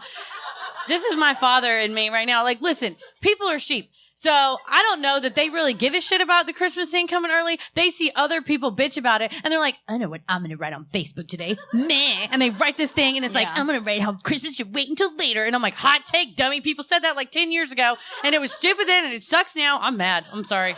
I'm mad. You're flushed right now. I've turned red in anger and rage. Leave me alone, man. Christmas candy is the best candy. And the music is the best. Don't groan. Some people. Make it your grievance if you don't like it. Argue Okay, with me. all right, Fight but me. everyone's entitled to their opinion. That's what your grievance is about. Exactly. So let's groan all you extend want. that to our lovely And keep listeners your- that paid money to come see us Keep tonight. Let's not tell them to get out. You can groan all you want and keep your fingers out of my stocking because that's where the good Christmas candy's at. And she's not talking about the one hanging on the fireplace. That was a vagina euphemism. It's all melted up in there, just like these will be. What are the? Oh, okay. What are the Christmas holidays or candy holidays? Christmas, Halloween, and Easter. Easter's good. Valentine's Day. That's a bullshit holiday. I'm not even going to count that one. I would say of those, I might like Halloween candy the best. I like the Christmas tree Reese's. Oh, that is a good one. Christmas tree Reese's. I think of all the novelty Reese's is the best. Oh my God. Do you know what I had last night? What? I stole it from Ella's trick-or-treat bag. Have you guys had the Reese's peanut butter cups that have the Reese's pieces shoved inside of them? Fuck yes. I Crazy. called Tommy into the room from another room. Yes. And was like, do you know about these? Have you had this? She only had 2. I ate them both. Here's the thing with little kids. So I went trick-or-treating with my niece, and she's 4.5, and I said, hey, can I have this? And it was the one with the Reese's Pieces in it. She goes, sure. And I was like, are you sure? And she's like, whatever. And I was like, you don't even know what you're missing. Yeah, that's true. That's No clue. Oh, man. But to that being said, you're entitled to do whatever makes you And happy. so's all y'all. Keep your treats stuffed wherever you want until whatever day. I don't care.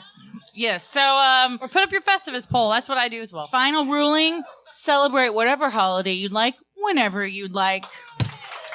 Thank you, Your Honor. So that's how it works. So we'll have a lovely friend from the Addison Improv. You yell out, I have a grievance. They'll come and meet you. Give us like 2 sentences about what your grievance is, and then we'll ask questions if we have follow-up. And no bummers. No That's the bummers. only stipulation. No and bummers. No bummers. Something to get your goat. I have a grievance. We got one right in the front. She told us we were pretty, so please So bring her she the gets mic. the microphone first. To start, please She give gets us to your go name. first. No, you're perfect. You're perfect. Everything you do is No, great. anyone can You're yell. great. If you yell out You're fantastic. compliments, that rule It's doesn't fine. apply. Everyone's all the Anybody time. can yell out Yell it out. compliments. Just start with your name and pronouns, please. Hi, I'm Allison. She, her. Thank you. I'm 27. That's important to the story. Okay.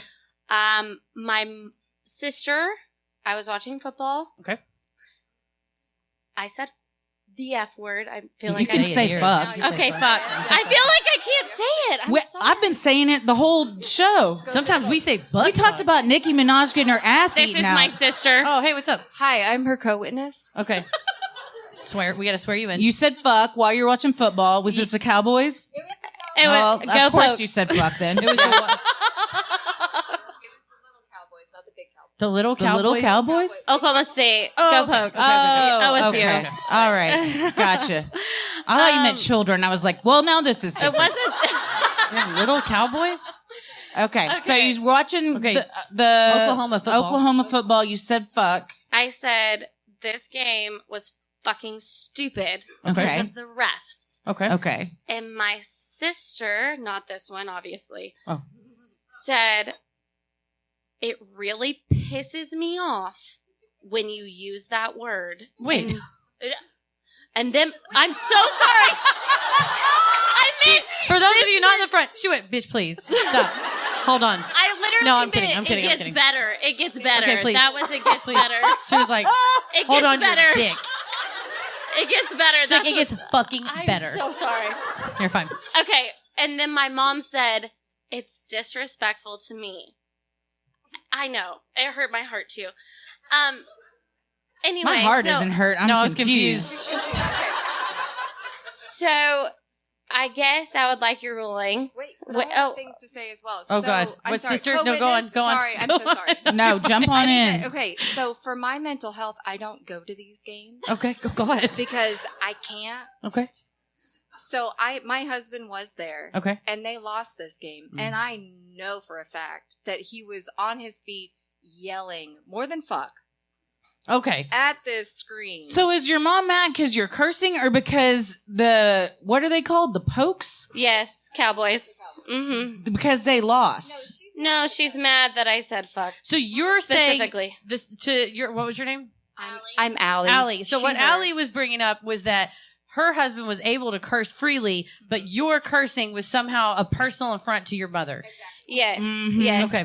And is the 27 important because you're a grown woman and should be able to say yes, what you want? Sorry. Thank you. Okay. And Yeah. she's the baby of the family. Oh, okay. Most Yeah. importantly, I am the baby. And to be very specific, this is my sister-in-law, so she's married Okay. to my brother. My Oh, brother okay, is... okay. my- So another former inhabitant of your mother's womb was Yes. also cursing. Yes. Okay, that's relevant. Yes. Okay. Yeah. Also saying fuck. Wait, did he get chastised? No, just Okay. me. So just Never, you. not once. And I say fuck all the time in Yeah, front same. of everybody. It's Nobody fun. It's a cares great if, word. if that Allie says fuck, but if this Allison says fuck, it's up. What, Allison? Both Allisons, and one can say fuck and one can say double standard. It's a double Allison standard. It definitely sounds like a double standard, and I think you should be allowed to say whatever you want as a 27-year-old. Were you at their house? Okay. Oh. Well, that's not. That's a yes or no. Okay. No, I was not at my mom's house or my sister's house, who were upset with me. I was at... Oh, the sister was also said, it pisses me off when you say that. and then She my said mom... pisses, which is also a curse word. Pisses is a curse word. Which is what my brother jumped in and said. He was like, you just said pisses. What is the difference? God, this is a Solid good family bro. argument to It's a great have bro. in the middle of a football game. Yeah. In the middle of a semantics football over game, it was cursing. football. Well, people get riled up over football. I was pretty You were in right. it. I You're was right. in it. Yeah, And yeah. I said fuck. Yeah. Well, I think if you want my opinion, Yes, Judge Christie, please. I think because you're the baby, your mom has an issue maybe letting go, but also parents, their children's behavior, they think it reflects on them regardless of their age. So the fact that you were saying fuck probably makes her feel a certain kind of way, like she didn't raise you right. Can I tell you, though, that when she gets drunk, she says fuck? Mom. Drunk mom fuck. You know what? It's another movie. Wait, we call her Janice because they're different. Janice Okay. and Janice are different. Well, Janice. Yeah. I would final say- ruling. Yeah. Get blasted the next time one of the pokes. Which what is poke? like go pokes, cow poke. I still don't know what Like a that gun. is. They're shaking their fingers at us again. I don't know what a cow poke is. That's my question. What I is think a cow it's a nickname for a cowboy. Is that a thing? Ow. You bring- Again, you hit me with the gavel. I'm sorry. I think it came from cow puncher. Like a cow just- puncher? someone That's a punched thing? cow? people are punching cows? I'd say fuck too if I was watching this game. Good God. Don't punch a cow, especially. Don't punch a person. Don't That's punch a a note person. to myself. Also, don't punch a cow. Next Well, game, thank you get wasted, Shitty and word. you only speak in curse words. That's it. That's how you. It is That's how you final. do it. It is official. Who else has a grievance? Oh, I heard back here first. Let's go back there, and then we'll come over here. Please don't boo. We'll get to you guys. Don't worry. Don't worry. Didn't imagine tonight at the show that we'd have to say, please don't boo. But you never know. It's a nightmare I have. So We got it. We can't see who Can't we're see looking anything. at. Do so I just, stand? yeah, Sure, whatever. if you want. Yeah. Whatever. I don't even know where you are. You back there? Okay. What's your name and pronouns? Cassie, she, her. God, I feel like you're throwing your voice. Okay, I'm just gonna stare into the dark. What's your grievance? So my grievance is that I moved a couple months ago. So the day after I moved in, my downstairs neighbor came upstairs and said, "Hey, I work from home. I have a over-the-phone job, and the noise that you're making moving your furniture around is impeding upon the job that I'm trying to do." Phone sex operator. Perhaps. We don't know. Something about it really rubbed me the wrong way. And Well, she was trying to get people to rub themselves the wrong way. So The right way. he gave me like these specific hours in which he does his job. Oh. And so it's a he? it's a Definitely a phone sex operator. What are you wearing? And Hold on, so- someone's moving her fridge. First of all, I'm annoyed. That's my grievance. Second of all, I'm a little bit petty, and outside of those hours, I tend to maybe not control my noise as much as I would had he not. So You're doing spite noises. Oh Yeah, yeah, like- spice stomping. It feels great. So I had a friend come over and he like accidentally dropped his keys. He was like, "Oh my God, I'm so sorry. That was so loud." And I was like, "Do it again."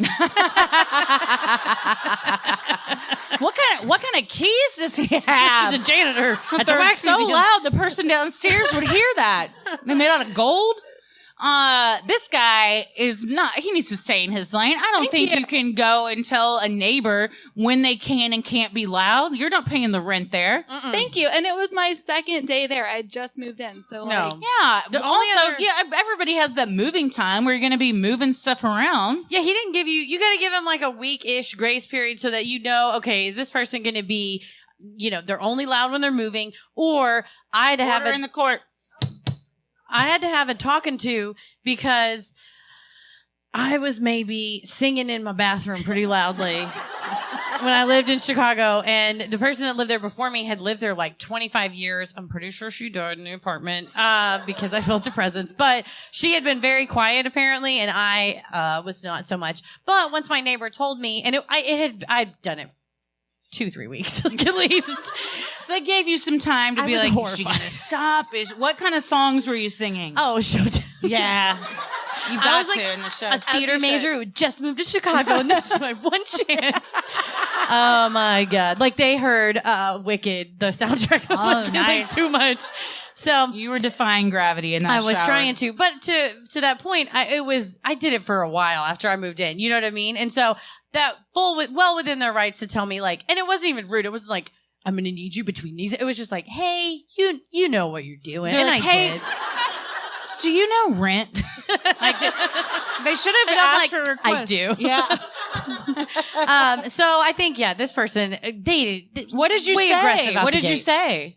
I wish I would have been a little ruder to him, actually. I was just like, "Oh, so you want me to not make noise? And when was that again?" That sounds then- pretty rude. Okay. I think you were a good amount of Thank you. rude. If you said it in a question mark, like, "Are you fucking kidding me?" Yeah, that was like you rude. just did. I think you did a thumbs good up, job. thumbs Yeah. up. Okay, good. I was also holding, my dad got me this, like, it's a trucker tool to, like, check the tires. He Mhm. got me that for murderer purposes. So I was holding Wait, that what? in my hand as I answered the door. He came to your door. He came upstairs and knocked on my door the second day that I was Wow. It's aggressive. Yeah, I mean, live your life. Don't live his. He can go get a co-op space somewhere. Go to like Common Desk. Yeah, go get a little office somewhere. Yeah, if you need it to be that quiet. You can't control the people around you. You shouldn't expect them to do what you abide by your rules. Yeah. No. So here's what you do. You go home. You get blasted. Say fuck only. You put on a football game as loud as you can. And then I yell fuck. Preferably the Pokes. And then you just stomp and like whatever you vacuum, hammer if you got some planks loose. If you want to rip up your carpet, whatever you got to do. I can suggest the soundtrack to Wicked. Yeah. Excellent. And then the next day, if he dares say something to you, be like, what are you talking about? I wasn't even home last night. Oh, trick him. Yeah. Just straight gaslight him and like admit to nothing. Because what is he going to do? Argue with you? And be like, I wasn't here. I don't know what you're talking about. It's so weird. You're like, oh, maybe I should call somebody. That's really... Yeah, Shit. that's weird. Yeah, and then DM us and let us know what happens. There was a grievance over here Shout that it we again. heard. I see a hand up. Okay, I see a hand. Hand is up. We're coming for you. Just sit in silence and think about what we did tonight. Think about our feelings. No, if it were me and I had a loud neighbor, I'd have left a note. You know me.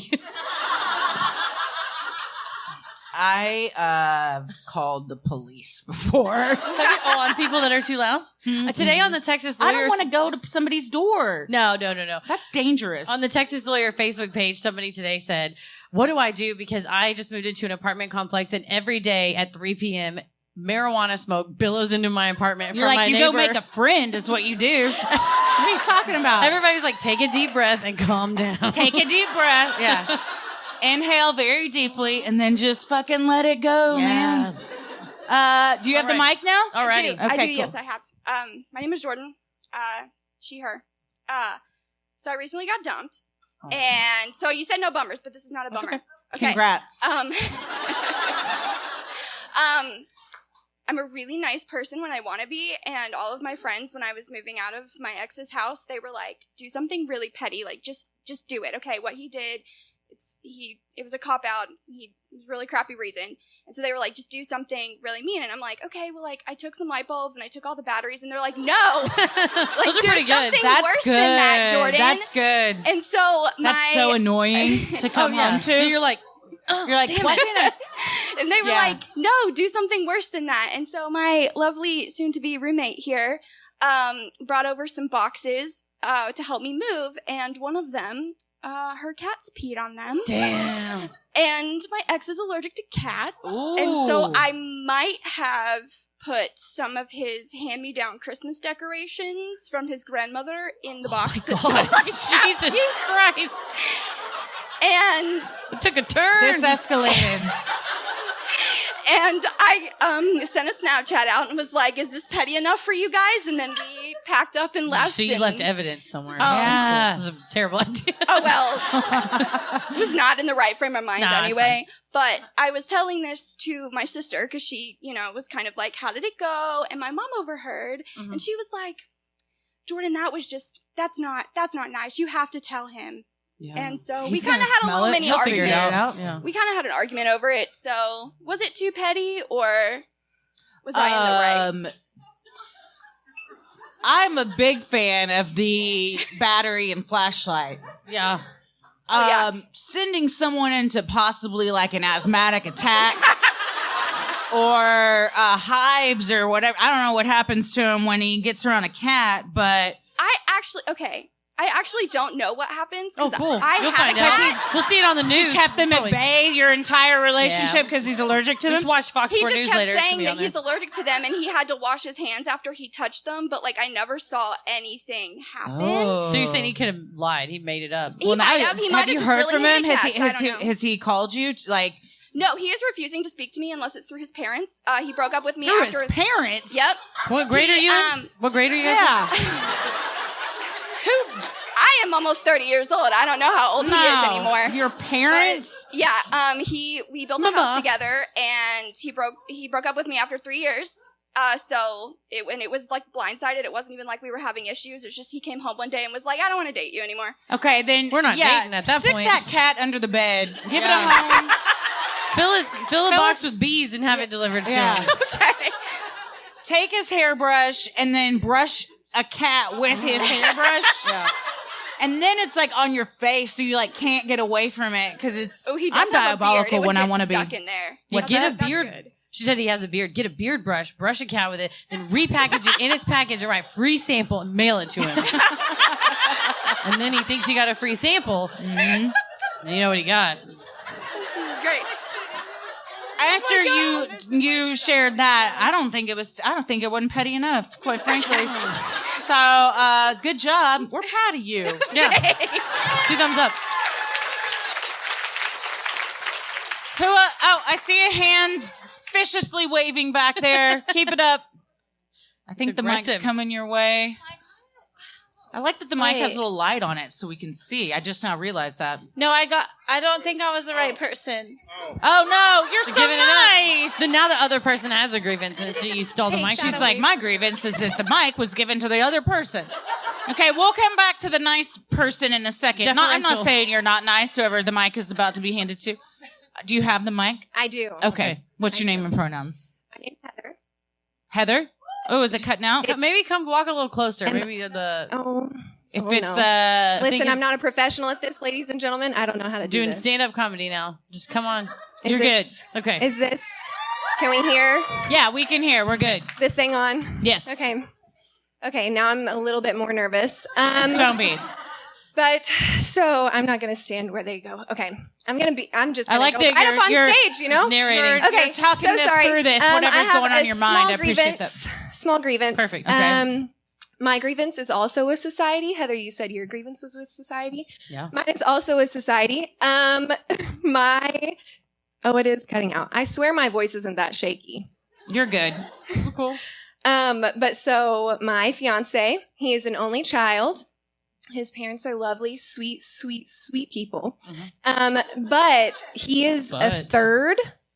A third. Like his name is the third. Okay. Oh, okay. I was like Okay. a third what? She's like, I've Yeah. been going through them. He's a third grade asshole. No, He is the third. Okay, he's gotcha. the third. Okay. And so my future in-laws want me to name my possible future child. I know this is a Contingent. problem for future me, right? Yeah. But want me to name my possible future child Julio Cesar Sanchez Concha IV. And I can't even say that correctly. And I don't think that's fair to make me name my child Julio Cesar Sanchez Concha IV and then have another kid who's named like Bobby and then like Jackson and maybe a Harper in there or something. Yeah. I think that's unfair. And that's my grievance with society. Thank you so much. It's the expectations of continuing the numbered the tradition. lineage. Yes. And the fact that it's the fourth coming up. You know, like if it had only been 2 and then we could just cut it at the 3, I feel like that would have been easier. I feel like his dad really did us a disservice. It's personal I've been up thinking front. about this a lot, guys. A lot. I appreciate that your kids are going to run the gamut with names. You got the one you just Yeah. said, Bobby. and then Bobby See, from you like can't the even remember. 50s, and then Yeah. Harper, which is very trendy. So So cute, you're huh? giving them all like, different things. I don't think knows? your in-laws should tell you to name your kid anything, Yeah. regardless I of should also, what it I'm is. so sorry. I should also add in that Julio Cesar Sanchez Concha III appreciates the name. He likes the name. Oh, he likes his name. He wants your future unborn son to be named this. Tell him, Julio. He's like, it's rad as hell. He says takes yes. takes people 10 minutes to say it. It's fantastic. Does he go by Julio, or does he make people say the whole thing? all of it once? They're like, table for 4, Julio Cesar Sanchez III. Yes. And it's just Like, him. repeat, Julio I think Cesar you left Sanchez 2 III. words out. Julio Cesar Sanchez. Sanchez Concha, Yeah. the third. The third. The third of his name. Yeah. Yeah.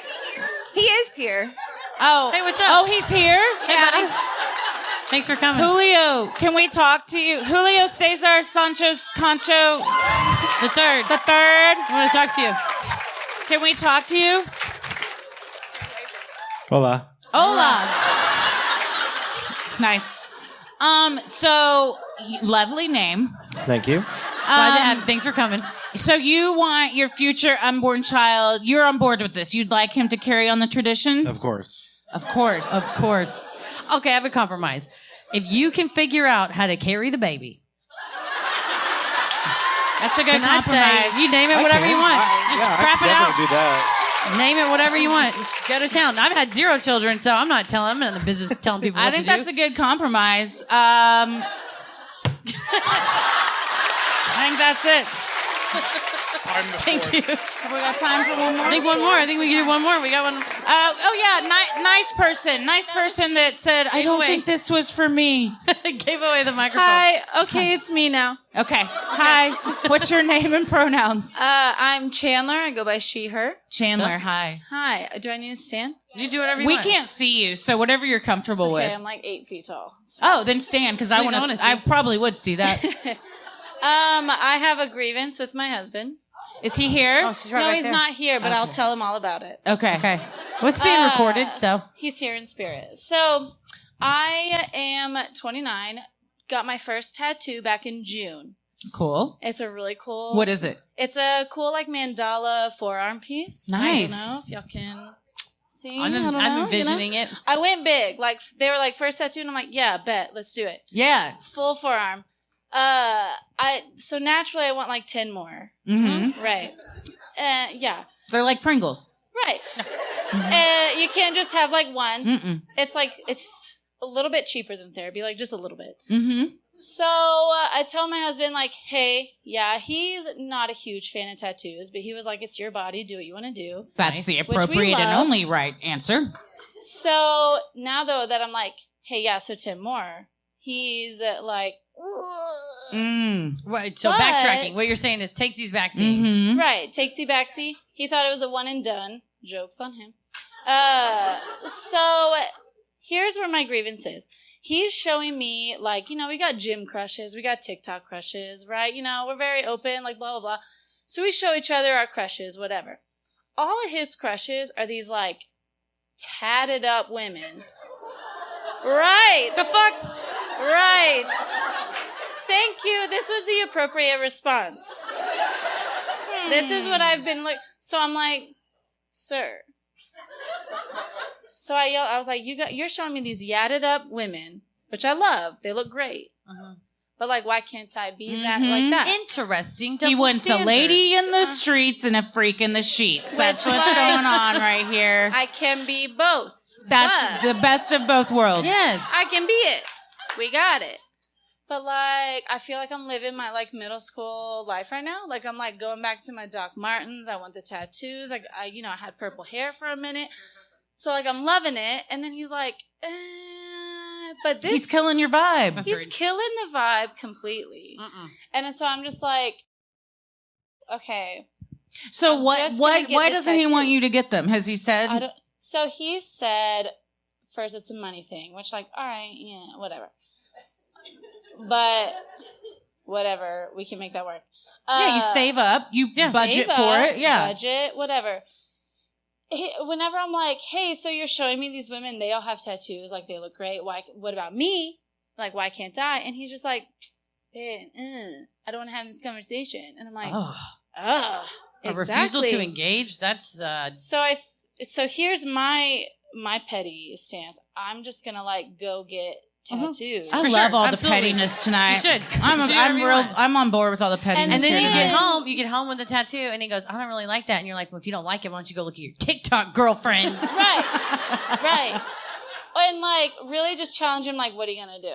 Is this your husband? You said? Yeah, my husband. Well, it's too late. Yeah, tell him too bad. It's too late. Yeah. We got a kid. I we mean, got you can get divorced If if he doesn't want, like it but, and he it's wants not to like leave, forever. you just take a cat piss box, fill all of his precious items, family heirlooms, get blasted drunk, shit hammer drunk, just Listen. curse at him. curse constantly while Right. some kind of children's football game is on in the background. Exactly.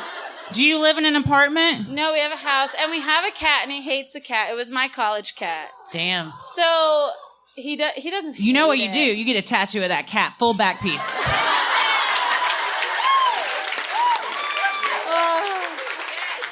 You're like, you Ultimate. hate this cat? Well, now it's with us Now forever. guess what? Yeah. See it every time. So my goal is to just get all the tattoos that I want to get. Yeah, do it. Absolutely, Okay. you should. I think his argument stopped when he was like, well, it's your body. You can do what you want. You're Right. goddamn right. So there's no Goddamn point in having this conversation anymore. So, yeah, full back piece of the cat. What's the cat's name? Her name is Matza. Yeah. Like a ball? Get it on your Yeah. stomach. Get Old English matzah on your stomach. Yeah. Yeah, that's Full fun. cat on the back. Full blown, like traditional, like prison kind of Yes, tat. yes. Absolutely. Yes, for sure. Do it Yeah, if you want. yeah. Do it yourself. It's your body. So. And it. Whatever, and- yeah. They YouTube make at videos. home. I don't know. What do you get? Some ink and a hot hanger? I think you get a ballpoint pen. You can do it. Yeah, just heat up a ballpoint pen and Do whatever you want. go to So- town. So if I just do it myself, I'm saving on the money. There you go. Win, There you win, go. win. Now you're thinking. That's what I'm too. hearing.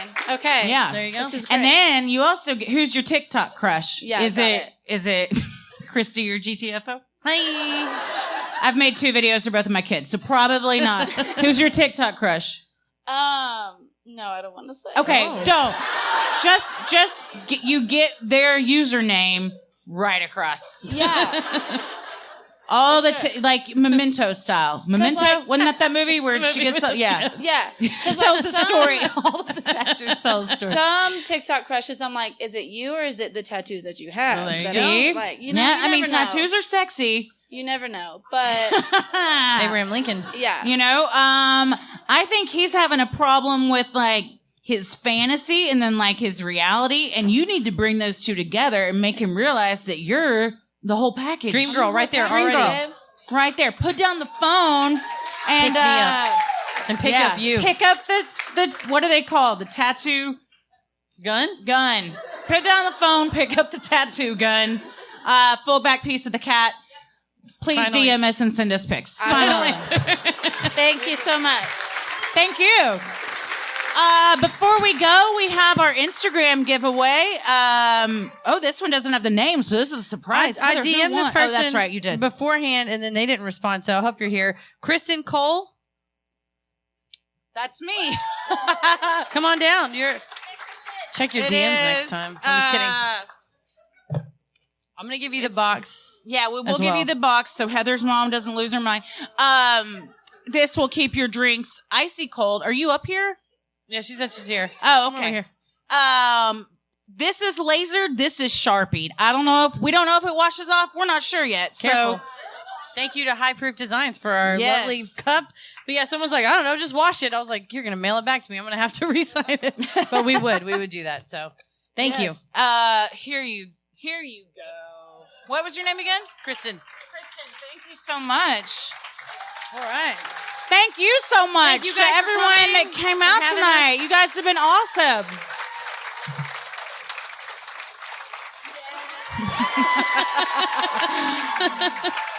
We've had so much fun. Thank you so much to the Addison Improv. This is our second show here in less than a week, and they have been phenomenal. Every They've time. been so good to us, so please be good to them. They're going to tell you what to do if you're VIP, so just hold tight. But for now, as always, the devil rules the airwaves. Keep it creepy. Thank you!